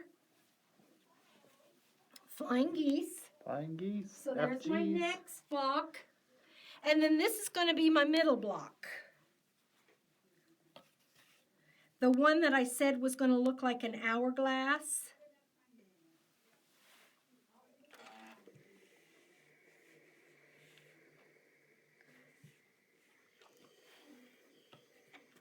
An hourglass figure. Well, I wouldn't know anything about that, Peter. I've never in my life had an hourglass figure. I was a lot thinner in my youth.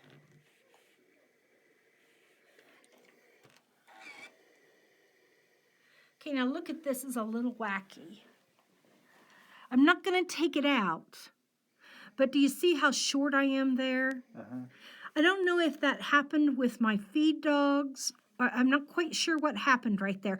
But when I sew that, I'm going to make sure I use that right there as my seam allowance guide and just let that float into my seam allowance. Okay, so my seam allowance there is only going to be, it's going to be a little short.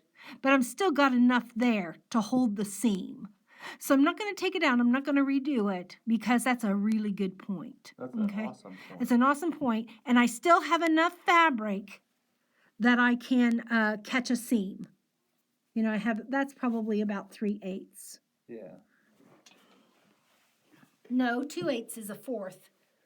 So that's got to be 3/16. Duh, Dawn. Okay. So now I'm back to doing again with the right hand feeding the left hand. Okay? So come over here if you can, or if you need to stay there, whatever you need to do. Okay. So now this block, this is actually the block right here. Okay? So my sewing seam is right here, correct?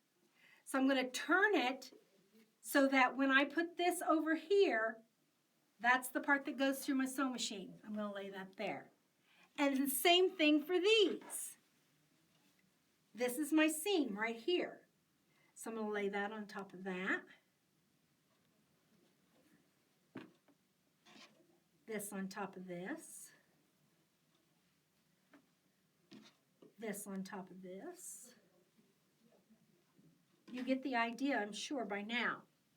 Okay, now what about this block? Okay, this is my seam, so I'm going to turn it the way that it's going to go through the sewing machine, right? Mm-hmm. Yep. This piece goes over here.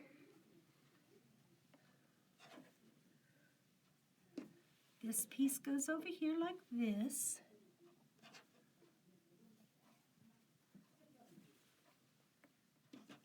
There we go.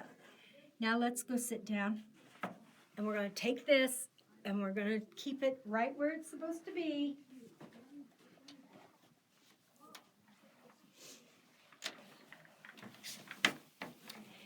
Now, it comes the time for pinning.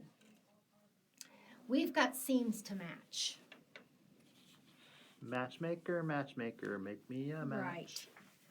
Look at this. When I turn this back, this seam right here has to match this seam. And this 1/4 inch needs to match that 1/4 inch. All right? So, What do you do?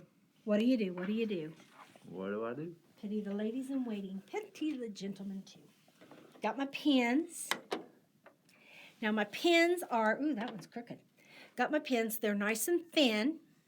They're not real long. They've got glass heads, so if I needed to iron once I had it pinned, I could. But what I'm going to do is I'm going to stick one of my pins right where, if my seam wasn't open, this wouldn't be as easy.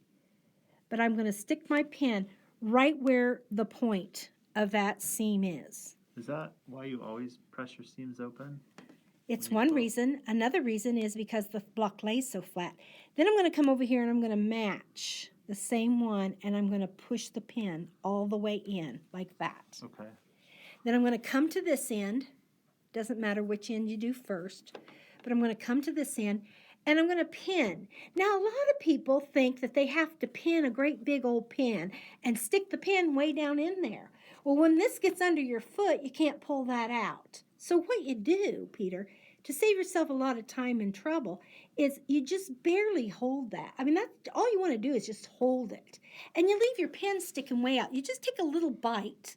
Because if you're taking big bites, it crumples up, you see, and it's hard to get it to lay flat. If you're taking just a little baby bite, it'll lay much flatter. See that? So then, I'm going to go. You can pin as much or as little as you want. My friend Tammy, who is Speedy Gonzalez when it comes to the sewing, that woman, I'm not kidding, she is faster, she's speedier than speed of light. I never would ever compete with her in a sewing speed tournament. So anyway, she doesn't pin at all, but I have to say my blocks do come out a little more accurate than hers. Don't tell her I said that, okay? Okay. So now I've got this in place. This is kind of sturdy. This is kind of sturdy. I'm going to hold my finger there while I take this pin out, and I'm just going to pin right there in that seam so that seam doesn't buckle up when my feed dogs hit it, okay? Have you ever ran into a situation where the presser foot scoots the fabric ever so slightly that by the time you do get to a cross like this, that it can move it over a little bit? That's when you would use your stiletto or your seam ripper to hold that seam in place, okay? If you find that's happening to you, you could either, there's pressure here. There's a pressure dial, and it's right here on my sewing machine. I don't know where it is on everybody else's sewing machine, but this dictates how much pressure is being put between my foot and my faceplate, okay? If there's too much pressure and the fabric can't flow through there, I'm not going to say easy, but I'm just going to say with a moderate amount of tension. If it's got too much tension on it, it's going to kind of back up the fabric and not let it flow through as easy. Does that make sense? That does make sense. Yeah. Yep. So get your manual out and check and see where that's supposed to be. And if you need to, lower loosens, higher tightens. So if it needs to be looser, like if you were sewing with silks, oh my goodness, you would need to loosen that. Okay? You don't want it so tight that silk is just, crunching up everywhere because it's so silky and slickery that you don't want the presser foot to be so hard on it that it won't go through there. So you would want to lessen the pressure there. But we're just going to see how we do here. Okay, now I'm not going to run over my pen. Uh-oh. Take my pen out. I used to run over my pens. Don't run over your pens. And then I found out the importance of taking them out. Yeah, take them out. Now, I've got a little bit of fabric showing there, so I'm just going to adjust it a little bit. See, what I did was I just took this bottom piece and I just kind of tugged it a little bit and adjusted it back into place. So my feed dogs might have moved it. Now I'm going to come in here. I'm going to lift this up. I'm going to take my... because I could feel that raise up just a tiny bit, just like what you were talking about, Peter. But not so much that I think I have to loosen my feed dogs. I mean, not my feed dogs, my presser on my foot. Take that pin out. Now I'm going to go ahead and take that out of the machine and investigate. Do a little investigating here. CSI. Yep. Let's see how that looks. Have you ever had to put a bolo out? See, then that's not really real good, but it's good enough for who it's for. Oh, it's good to me. Once I press that open, that'll be pretty darn good. That's really good. Okay. That looks good. Does it? Okay. So let's try another one. Every single one is a different ball game. What we're going to do first is we're going to take our pen. We're going to find our intersection, right? Little intersection here. Go right in, straight in. Come over here, straight in. Go to one side, doesn't matter which side you go to first. I'm not going to pin a big old chunk of fabric. I'm just going to pin a little bit. Just take a little bite.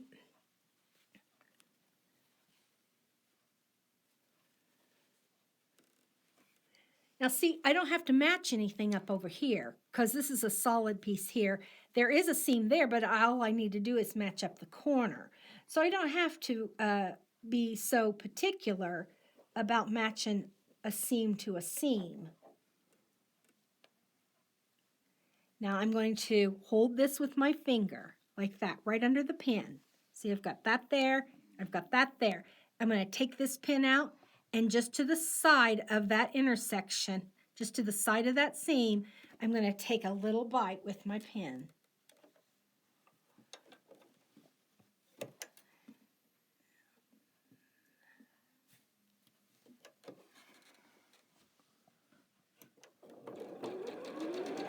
Come on, feed dogs. I just didn't get it up there high enough so that it would catch the feed dogs would catch it.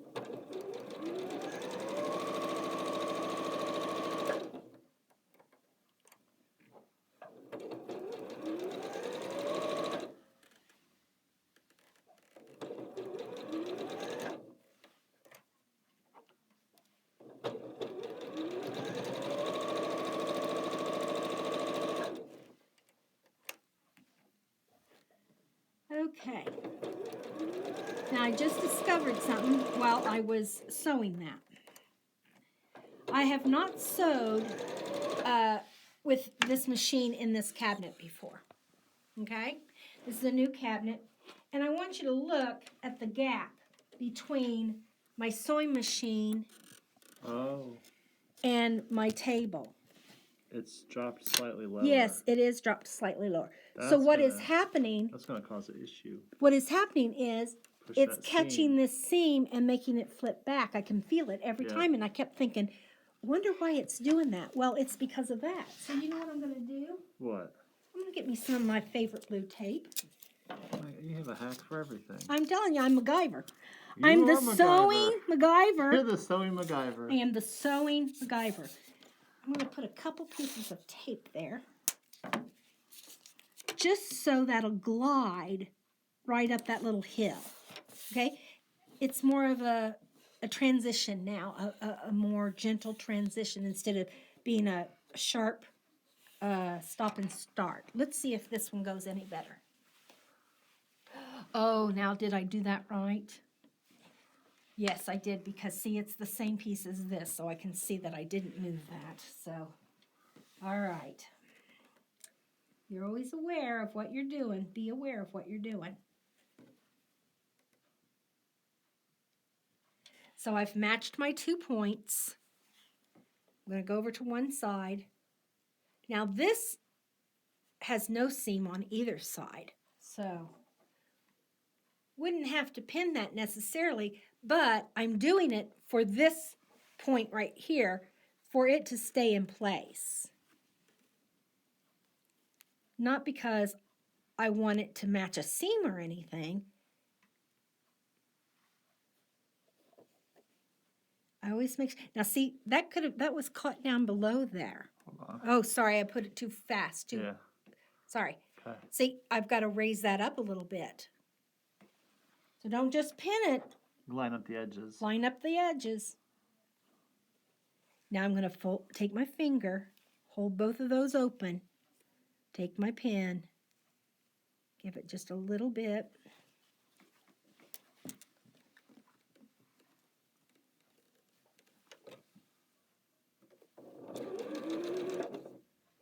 Wonder if this is going to make any difference. See, now here comes that seam. And it was catching right there. Oh my goodness. No resistance whatsoever. So, yeah, definitely.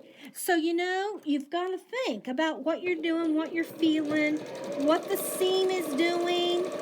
It's a new experience every time you change something. This machine sits in a different little cabinet at home than it does here. And I never had that issue at home. But I kept thinking, why is that giving me such resistance, you know? And I had to figure it out. And that's what it just came to me. What's interesting is on my machine,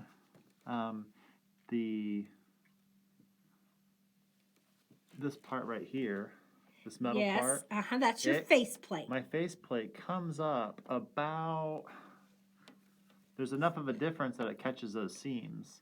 So I've had to be careful when I put and slide the fabric through. I bet you go to the hardware store and get you some blue tape today, don't you? That'll solve it. Oh yes, that's going to solve that problem.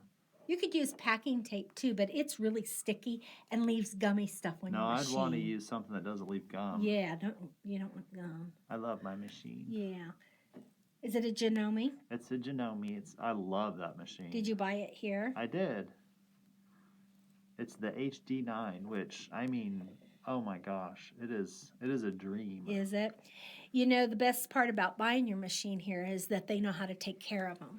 Yes. You know, when you buy a machine from someplace like, and I'm going to name names because you know what? I can. There's no police going to come and take me away because they had their opportunity this morning and didn't take it. So I'm just going to tell you, if you buy it from Joann Fabrics, you buy a machine from Walmart, you're not going to get any customer service. You might as well, when something goes wrong, just throw it right in the trash can because nobody can work on those machines. They're all plastic inside, and it's just not worth the money. Yeah, it may be a quarter of the cost, but if you have to buy 4 of them in the same time that you'd have this one for your lifetime, I mean, come on. Well, do the math, right? And I'm pretty hard on my machine with all the sewing that I do. Well, yeah, if you're and I've had it when I first bought it.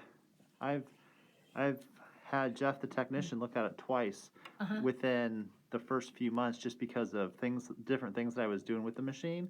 And I can't tell you, if I didn't have that person to go to, that qualified technician, I mean, I would have been without a machine. It would have been messed up, and I wouldn't have known how to fix it. Right, and it would have made you frustrated, and you might have even given up on sewing. If you get so frustrated with your machine, that's why you should never start a child off with like a imperfect machine, because they'll just get frustrated, and it won't be a fun experience. I cannot believe how much that tape makes a difference. I mean, I'm just not fighting with that seam anymore. That is so awesome.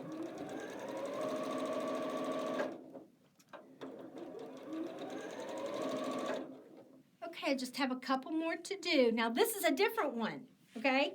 This is 2 flying geese. Remember, that was the corner ones. That was the corner squares. Look, this one's a whole different ball game because this only has a point on one, but this still has a seam, all right? So what we need to do is come in from this end and see how I didn't get it right in the seam. I'm going to have to move that over just a hair. You know what? No, I don't have to. All I have to do is just match up the seams. I don't really have to pay attention to that point because my seam allowance is 1/4 of an inch, and my point, since I don't have to match up 2 points. Are you only matching 1 point? I'm only matching this one point. To the blank, okay. To the blank point, to the blank seam. So all I really have to pay attention to is whether those 2 seams are matching up. I don't have to make sure that the point is matching up to anything, because if I did it right the first time, my seam allowance will be the 1/4 inch, and I don't have to worry about it. Well, that seems really nice. Yeah. So if you're accurate from the beginning and you're not trying to fudge,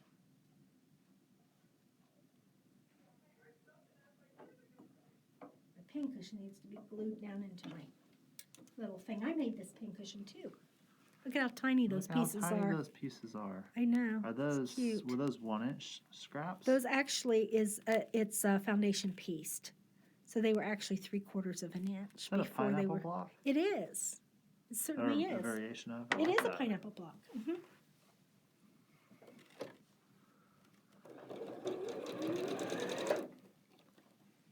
Take my pen out. Now, I'm keeping an eye over here too. That it's not exact, but you know what? Fabric is forgiving, and it's not always going to be exact. But it's good enough for who it's for, and as long as it's for me, I get to make the decision on what's good enough and what isn't.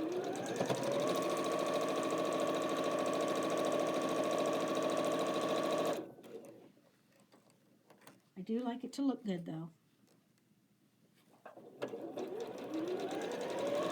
And you know what? I enjoy the process. I even enjoy the ripping out. Now, I'll take that big square home tonight, and I will rip those 2 big long seams out.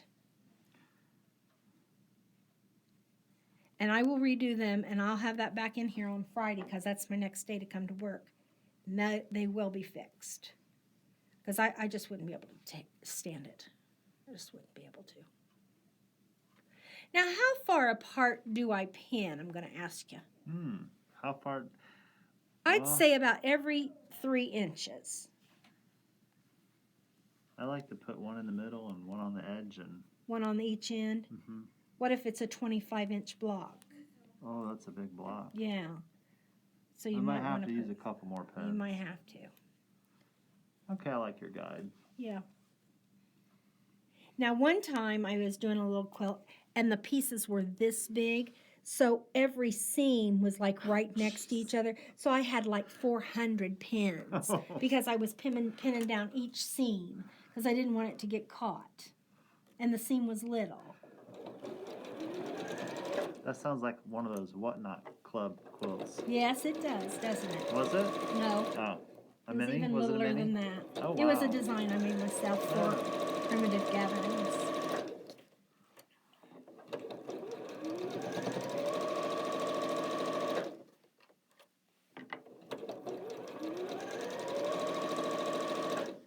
Oh, this is getting exciting, Peter. Do you think the people are too bored to just sit and watch me make the entire block? No, because we got a lot of good stories. And we're learning stuff. We're learning stuff. Okay, again, I'm going to line up my seam. Make sure that seam's lined up. I don't really care about that point. It's going to take care of itself. I'm going to go to this end. I don't know why I always go to the left end first. Just a habit. Do you? I do the exact same thing. It may be different for a left-hander. I do the left, and I don't know why. I never thought about that. I wonder what the people that are making this quilt do. Yeah. The people in your group. Yeah, I don't know. We'll have to find out. We'll have to ask them. Well, they can put it in the comments down below if they want. Peter reads those. I read them sometimes. If they're nasty, I just delete them. I read them and reply. You do? To all the comments. Yep. Well, that's nice. It's fun. It's fun to see what people say. Yeah.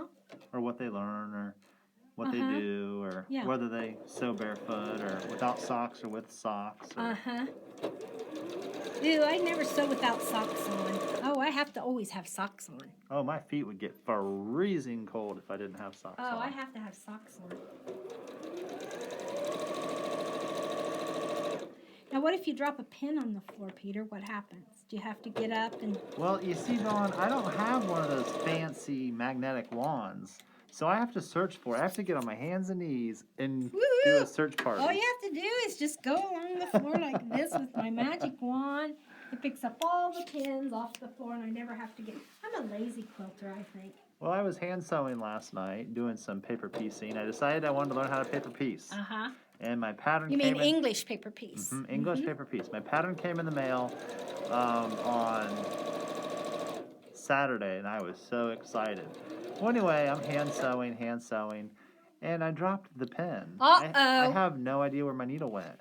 I was wearing a sweater. I saw it drop. I saw it, like, move on my sweater, but I don't know where it went.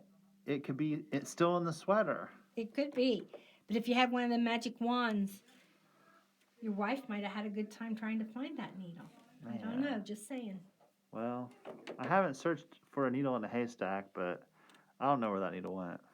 I don't know if I'll ever find it. I just hope I don't find it on the bottom of my foot. Was it an expensive needle? Well, it was a very nice needle. But needles aren't expensive. Well, they're not now, but they used to be. They're replaceable. They used to be. It used to be. But it was, you know what, though? It was a size smaller than what I had to use to replace it with. Because I have one of those craft packs that has all the different sizes. So I picked the smallest, finest one. And then when I lost that one and I had to hand sew with, it felt like I was sticking a toothpick through fabric. Oh, no. So it's a good thing you work at a quilt shop where you can buy more of those Needles, huh? Well, that's what I'm doing on my lunch break. Getting some needles. And some fabric. There's an there was a time when you could only buy needles. Now, I don't think it was in this country. Actually, I think it was before this country was ever founded. But in France, you could only buy needles on the first day of the year. That's the only pins and needles. Only on the first day of the year. And the women would save all year long to buy their year's worth of needles and pins. And they would have these little banks, and they called them their pin money. So if you've ever heard that expression, here's my pin money, that's from women saving their pennies so that they could buy needles and pins on the first day of the year. Okay, now we're back to a different block. This is the one where I ran a little short. Remember, we talked about that a little bit. I've got to get that out of there. That's bugging me. All these little stray things. So I'm just gonna pretend that that's just not even there. I'm gonna go into that point. See the point there? And I'm gonna go into this point. I'm gonna go. Oh, you're gonna change it up and go to the right. Oh, I did, didn't I? I saw that. I was seeing if you guys were paying attention. I was paying very close attention. You were paying attention. See, you don't have to take as big a bite, Dawn. I don't know why I was taking such a big bite. Just a little bite. Match up those ends.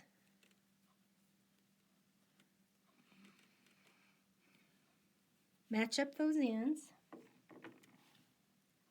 Take your little bite. And now I'm going to hold those two seams open. Take this pin out. I'm just going to pin that seam right there. And hopefully that'll go into the seam allowance, that little shortage, and not cause me any trouble. You have to be flexible. I mean, not flexible like a gymnast. But you have to be flex-able. Flex-able. About to cross the finish line. I know it. Literally. The blue painter's tape finish line. Right, right. Okay, now here's where it's gonna tail the tail.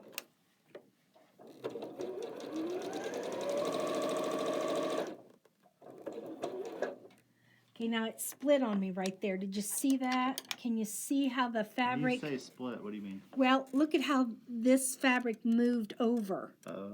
See that? Yeah. So now what I'm going to do is I'm going to get my seam ripper, if you have a Stabilo, and I'm going to move that right back into place.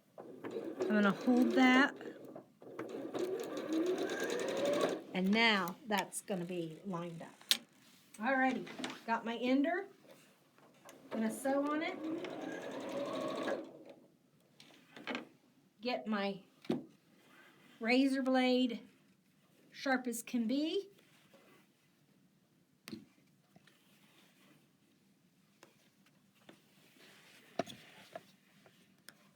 These pieces are huge. I'm just not used to working with such huge pieces. I mean, this would be a whole quilt for me, just one of these blocks. It's crazy. Okay, that's nice. Now we got them all done. Now what do? We go press. Come on, let's go press.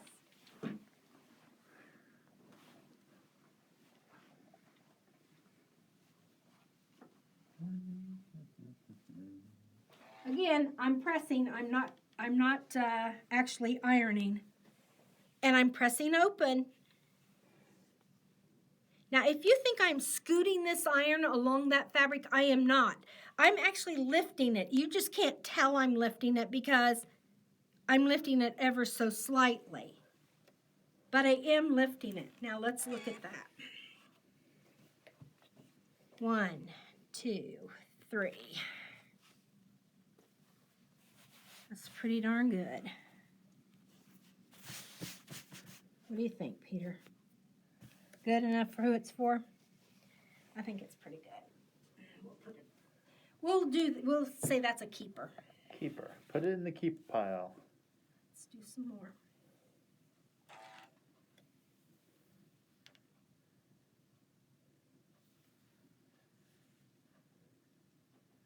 See, it looks like I'm running that iron along that seam, but I'm just really lifting and pressing, lifting and pressing. Do the next one.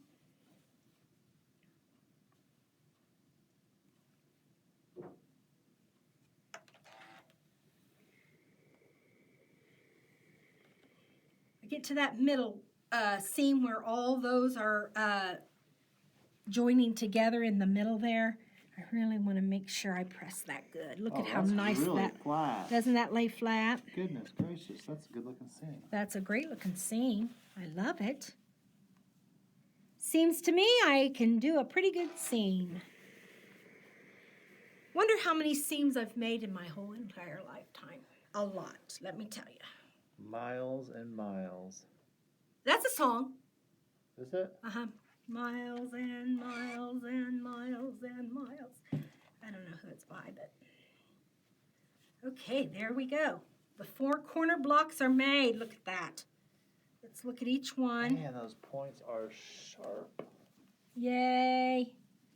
Wow. Yay. Okay, so there's our 4 corners. Done. Now let's look at our flying geese.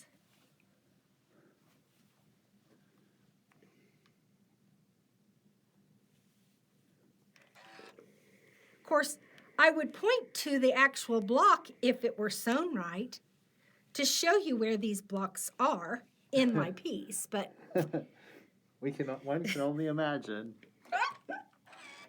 oh my goodness. Oh my goodness. I'm not embarrassed because you know what? Everybody does it. Everybody. Oh my gosh. Peter, nobody in the whole wide world that has ever made a quilt can say that they've never used their seam ripper. I've sewn blocks together wrong. I've sewn whole entire rows together wrong. I tell you what. And the best thing is you learn from your mistakes. Well, before I wouldn't undo it. But now I know how much time I'm going to have invested in it. Right. That I think, yes, I will take the time to rip it out because it's only going to take a minute. It compounds itself. Yeah. One mistake leads to another mistake because it doesn't go together. It's like a puzzle. It's like if you were working a puzzle and one of the little nibbins or whatever those little bumps things are is supposed to be flat and you just cut it off. Well, the picture's not going to make any sense because that piece doesn't go there, right? You have to match up the innies with the outies, right? And if you cut one of the innie or the outies off, then it's not good. The puzzle is not going to look good. Oh, you got me all riled up there for a minute. Did you see how animated I got? I did. Whew! I took a lot of energy. Next week, I'm wearing a lighter sweater because it's kind of toasty warm in this little room with this iron going. You know, we were talking about iron maintenance the other day and how you should clean between your sole plate and the plastic part of your iron there, and you get all those fuzzies out of there. You also should never leave water in your iron. Oh, you shouldn't? No, when you're done for the day, yeah, you should pour that water out. Uh-oh. Yeah, because you could come back and find a puddle of water underneath your iron if you don't do that. Oh, no. Yeah. Okay, so here, let's look. Let's look at what we got. We got some points. We've got some good points, Peter. Got the point? Get the point? Okay, I don't like all these little doobie-dabbies. Some nice points there. They're not cut off. See how the seams match up? Well, they're all pointing in the same direction. Awesome. Flying geese. It's a lot of geese. Those are our side blocks right there. Now for the middle block. 8 geese. It's supposed to look like an hourglass, and guess what? It does.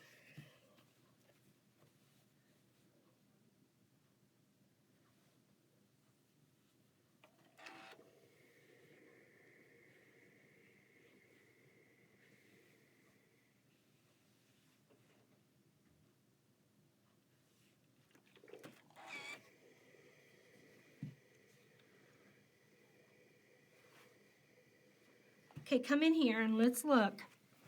See where my seam was a little short? We talked about that.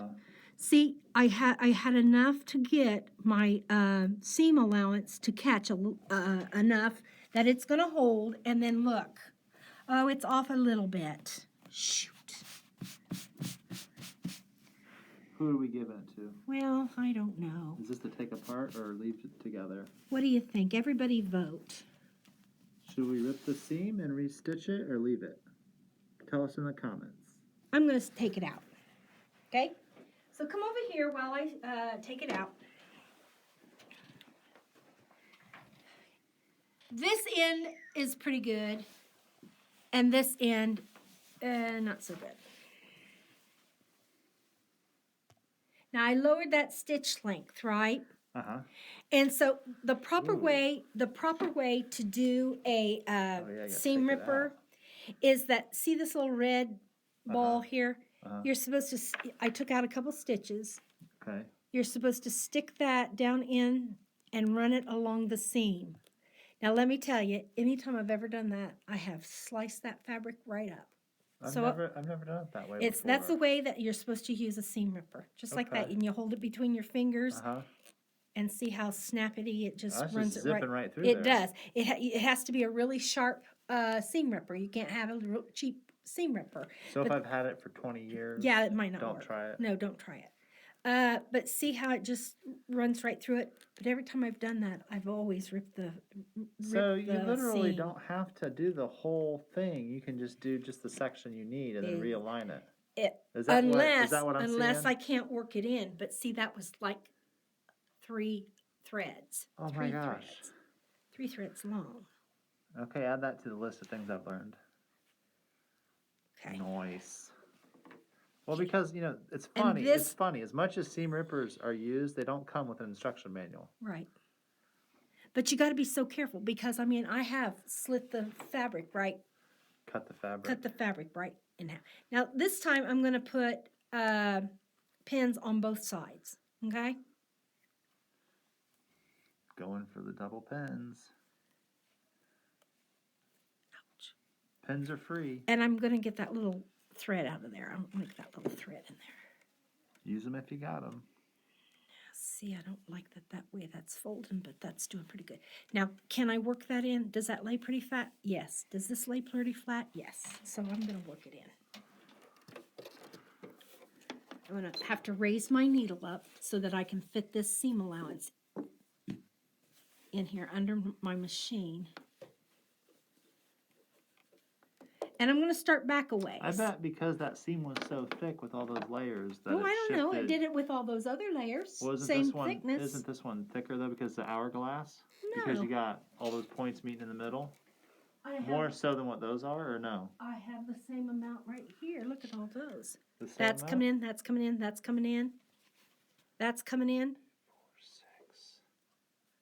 2, 4, 6. Oh, okay. Yeah, same amount. So, no, it shouldn't make any difference. Plus, my machine, the feed dogs on my machine should be good enough to handle it.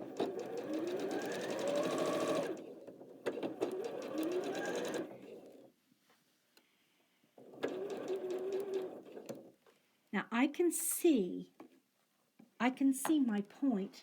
Where my pointer went? I can see my point right there. So this is why I like to have a foot that's clear. So I can see that going in there.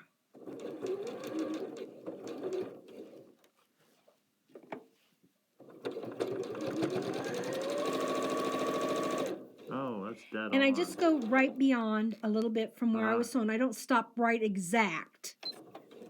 I'm going to cut that.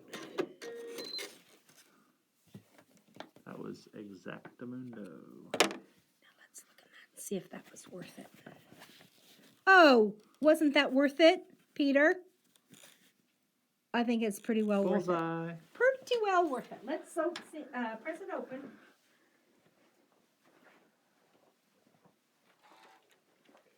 See how it looks.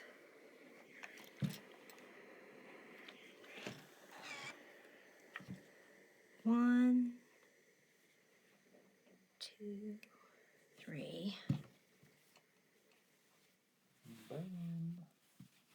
I find that acceptable because, see, that seam goes clear across. Okay, so that's not at a direct point, but you know what? When that gets quilted, and look, if I hold it up like this, you cannot tell. No, because the But contrast. at least you can tell that the seam is straight along, right? Straight. Very straight. Okay, look at this. So, now we don't have a big enough area to lay this out. So that's when you want to have a nice flannel board, okay? So this flannel board, I just made this flannel board. I went to the hardware store, which is, you know, the Lowe's or the Menards, or you can save big money at Menards. I don't know if you knew that or not, but you can. Big money. That's what they say. Anyway, so you have a flannel board. And what I did was I went and I got me one of these Pink Panther things that you put in your insulation in your walls, okay? And it comes in different thicknesses. I kind of like the 3/4 inch thick myself. And you got to have a pretty big, tall van because it's what, you think 6 foot? Yeah, about 6 foot, about 4 foot wide. If you don't have a 6 foot and you want them to cut it in half, they'll cut it in half for you, okay? So all I did was I took this home. How'd you get it home? Because I got a big van. Okay. Yeah. And I bought 3 of them, you can see, but I left one plain so you could see what I was talking about when I wanted to show you how I made it. And then I just bought a twin-size batting. Oh. Now, if you wanted to make all 3 of them, buy you a queen-size batting, and you can get all 3 of them out of it probably, okay? So just bought me a batting. I cut it about 6 inches bigger all the way around. Not 6 inches total, 3 inches on this side, 3 inches on this side, 3 inches here, 3 inches there. So 6 inch total. So I had 3 inches on this side to wrap around, and I just glued it with my glue gun. It's just glued with the glue gun. And I see you have pins in the sides. What's that about? Oh, I used to pin them before I got a nice glue gun for Christmas. Oh, nice. So I used my glue gun so it wouldn't flap around. I used to put pins in. I used to put T-pins in. T-pins. And it was nice, but you know, you can't, and that's a lot of pins. That's a ton of pins. Yeah. So just glue it with your glue gun. It'll hold it real good. Well, that's okay? fancy. So then, if you want to slide it under the bed or, you know, hide it somewhere, but if you just need something temporary, look at how nice this is. Or you just want to leave it up as a design wall. Yeah, sure. If you have room in your room to leave it up as a design wall, that would be fantastic. But it's very portable, and you can, very lightweight, and you can move it around, and it does. It just scoots right underneath the bed if you don't want to keep it up all the time. But this is where you use a design wall. All right, let's rearrange these blocks. Let's get the blocks going. Now, are you going to then. make it exactly the same, Now or are you going to rearrange it? Look at this. What do you mean? I don't think that corner is supposed to be there. I think that corner is supposed to be there. That's the whole problem. Okay. Where's my center? It's kind of starting to look like Christmas. It is, isn't it? Look at this. Oh. Love it. Love it. I love it. Oh, it's getting exciting, isn't it? Very. I know. Okay. And see how the pieces just stick to that batting? Isn't that nice? Yeah. I'm going to make sure that these corners have corners. Oh, that's how that block's supposed to look. Wow. What a difference What a difference a corner makes. What a difference when the pieces are going in the right direction. Oh, my goodness. He's ribbing me, you guys. He's just ribbing me. Okay, so I love those shades of red. Yeah, isn't and the that shades pretty? of green. And look at how different it looks from the other colorway. I mean, it's so, woo, yummy. I love it. So now what I'm going to do is I'm going to get my board. Here's my board, okay? Board. And I'm going to sew. So this is going to go, my left is going to go here, and it's going to go on my board. And this is going to go here, It's going to go on my board. This is going to go here. And it's going to go on my board. You could use just that one block to do a whole entire quilt. Yes, if you put a couple borders on there. You'd have it done in a weekend. I know. Make a great gift. I know. If they're quilt worthy. If they're quilt worthy. Okay, so I'm ready to do it again. So let's Oh, you lost your ender. Uh-oh. Could you get it for me? Here, I'll sew on this one. Thank you.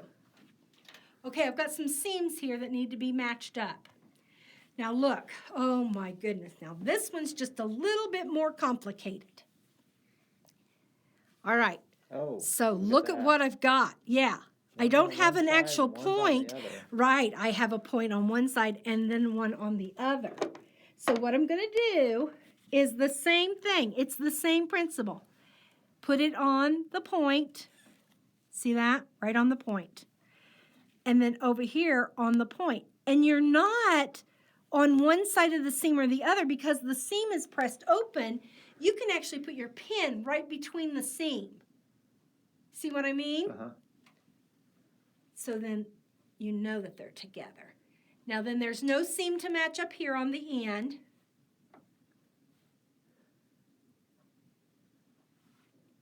You're just matching the edges, making sure they're even. Making sure those edges are even. We're almost done, Peter. How long have we been at this? Quite a while? 2.5 hours. No freaking way. Not including the time that we weren't filming because you were zipping through those blocks, the first set of blocks. Yeah. So you've been at it. I've been at it 2.5. You've been at it for about 3 hours. Okay. Well, to make a block this size, 3 hours, that's not too bad. That's fast. Okay. Especially when I just do usually a block a day. And that's a huge block, though. That block's got now this block, like you said, this is, well, look, we've made 4, sections. This is like considered usually one block, because that's a 12-inch. Right there, that's 12-inch. Okay, now look, that curled up on me, but I caught it right before it got under that, right before it went under the needle. So I was able to catch that. Those diagonal seams, they can be tricky.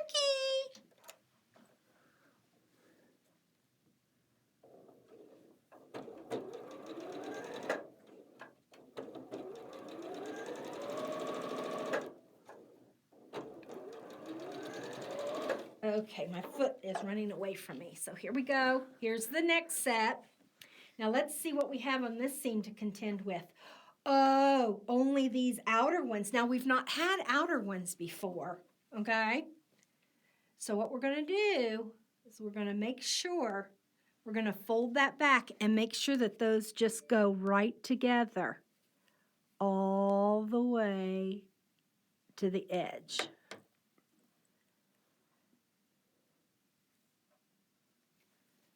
And then these two seams have to go together. Should have done those first. Should have done those middle seams first. Always start in the middle first. Then come over here. Bring those together. Okay, so there's that. We're going to push that together. Pin there. And do this one.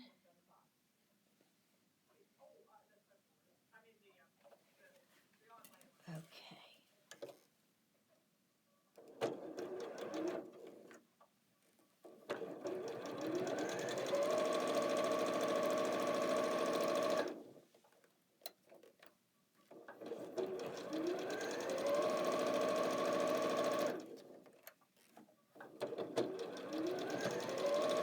Now the other ones, the other blocks probably will not be this this long to make. This is a very big block. I almost ran over my pen. Okay, now this one has got, look at this freaky thing that's going on here. we've got 3 colors there, and then we're putting it into nothing over here. So we really don't have to match up a seam allowance going in. We just need to match up the seam. So I'm going to lay that back and make sure that that seam is right dead on. Like that. If you hang in there with me on this block, the others will be pretty smooth sailing. Okay, we'll learn different things on the next blocks, but they're not as big and they're not as many steps. So you guys are troopers for staying with me this long. Appreciate it. If you're ever going through Lapel, you get stopped by that policeman, just go ahead and tell him I said hi. I'm sure he'll remember me. I really did deserve the ticket. I was going 32 or something like that in a 20-mile-hour, in a school zone. I felt so guilty. So I have a question. Okay. Does that mean that all streets where their houses should be 20 miles an hour because kids are doing their virtual learning, and technically that would be considered a school? That would have to be something you'd have to take up with Officer Lapel. I don't know. I doubt it very much. I just know that for 1 block of a street on my way to work, I will be going 20 miles an hour coming to work, but going home, I'm going to go 30 because they will have already been out of school. Maybe you go 20 a block ahead. Woo! That way you're already 20. I don't know. Can you get arrested for going too slow? I don't know. Where'd my thing go? What thing? My, Oh, your little charm necklace, razor cutter, my cutter. disc, Oh, star, it's over here. thread See, spool. I took all these things off of my table. I have to put them in your chair, Peter, so that I can press. Did we ever get a name for the kangaroo and the baby too? No. People, we need a name for our baby and our mama and our baby. Okay, let's see how this is going.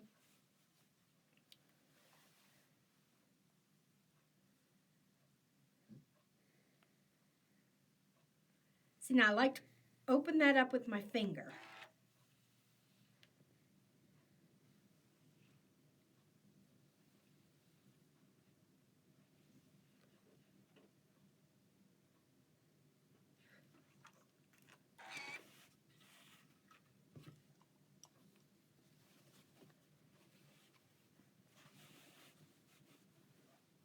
I'm not going to hurry through these because I promised we would do them together, and that's what we're going to do. We're going to do these together. I have one lady out there who's never made a big quilt before, who's been calling me and asking me for some advice. There may be more people out there that, need some little hints and tricks and tips, and just like, that thing with the seam ripper. That was cool. I'm so glad I learned that. Yeah, but you got to be careful. Saved I'm me a telling you. lot of time. I know, but you got to be careful. You kind of have to feel it with your thumb, that little ball, because it'll rip the fabric. Okay, this is where I made my mistake before. When I got these all together, I just did it wrong. Well, this is a block party right here. This is something to see. Turn up the music, pour the drinks, and get some food. Uh-oh, what happened? Uh-oh. Oh, no. Oh, no. This one goes this way. No, it doesn't. Uh-oh, Peter, when we were talking, I flipped one around. It's a Flipper McFlipperton. Well, we just made a new quilt block design. We're famous. We are famous. Let's write a pattern for it. If we, no, this one goes here. No, it doesn't. That one's correct. Yeah, because the corner was correct. This has to go like this, and this has to be flipped. This one has to be flipped. Flip and rotate. Flip and rotate. Flip and rotate all blocks. Actually, this one went like this because we were going that way.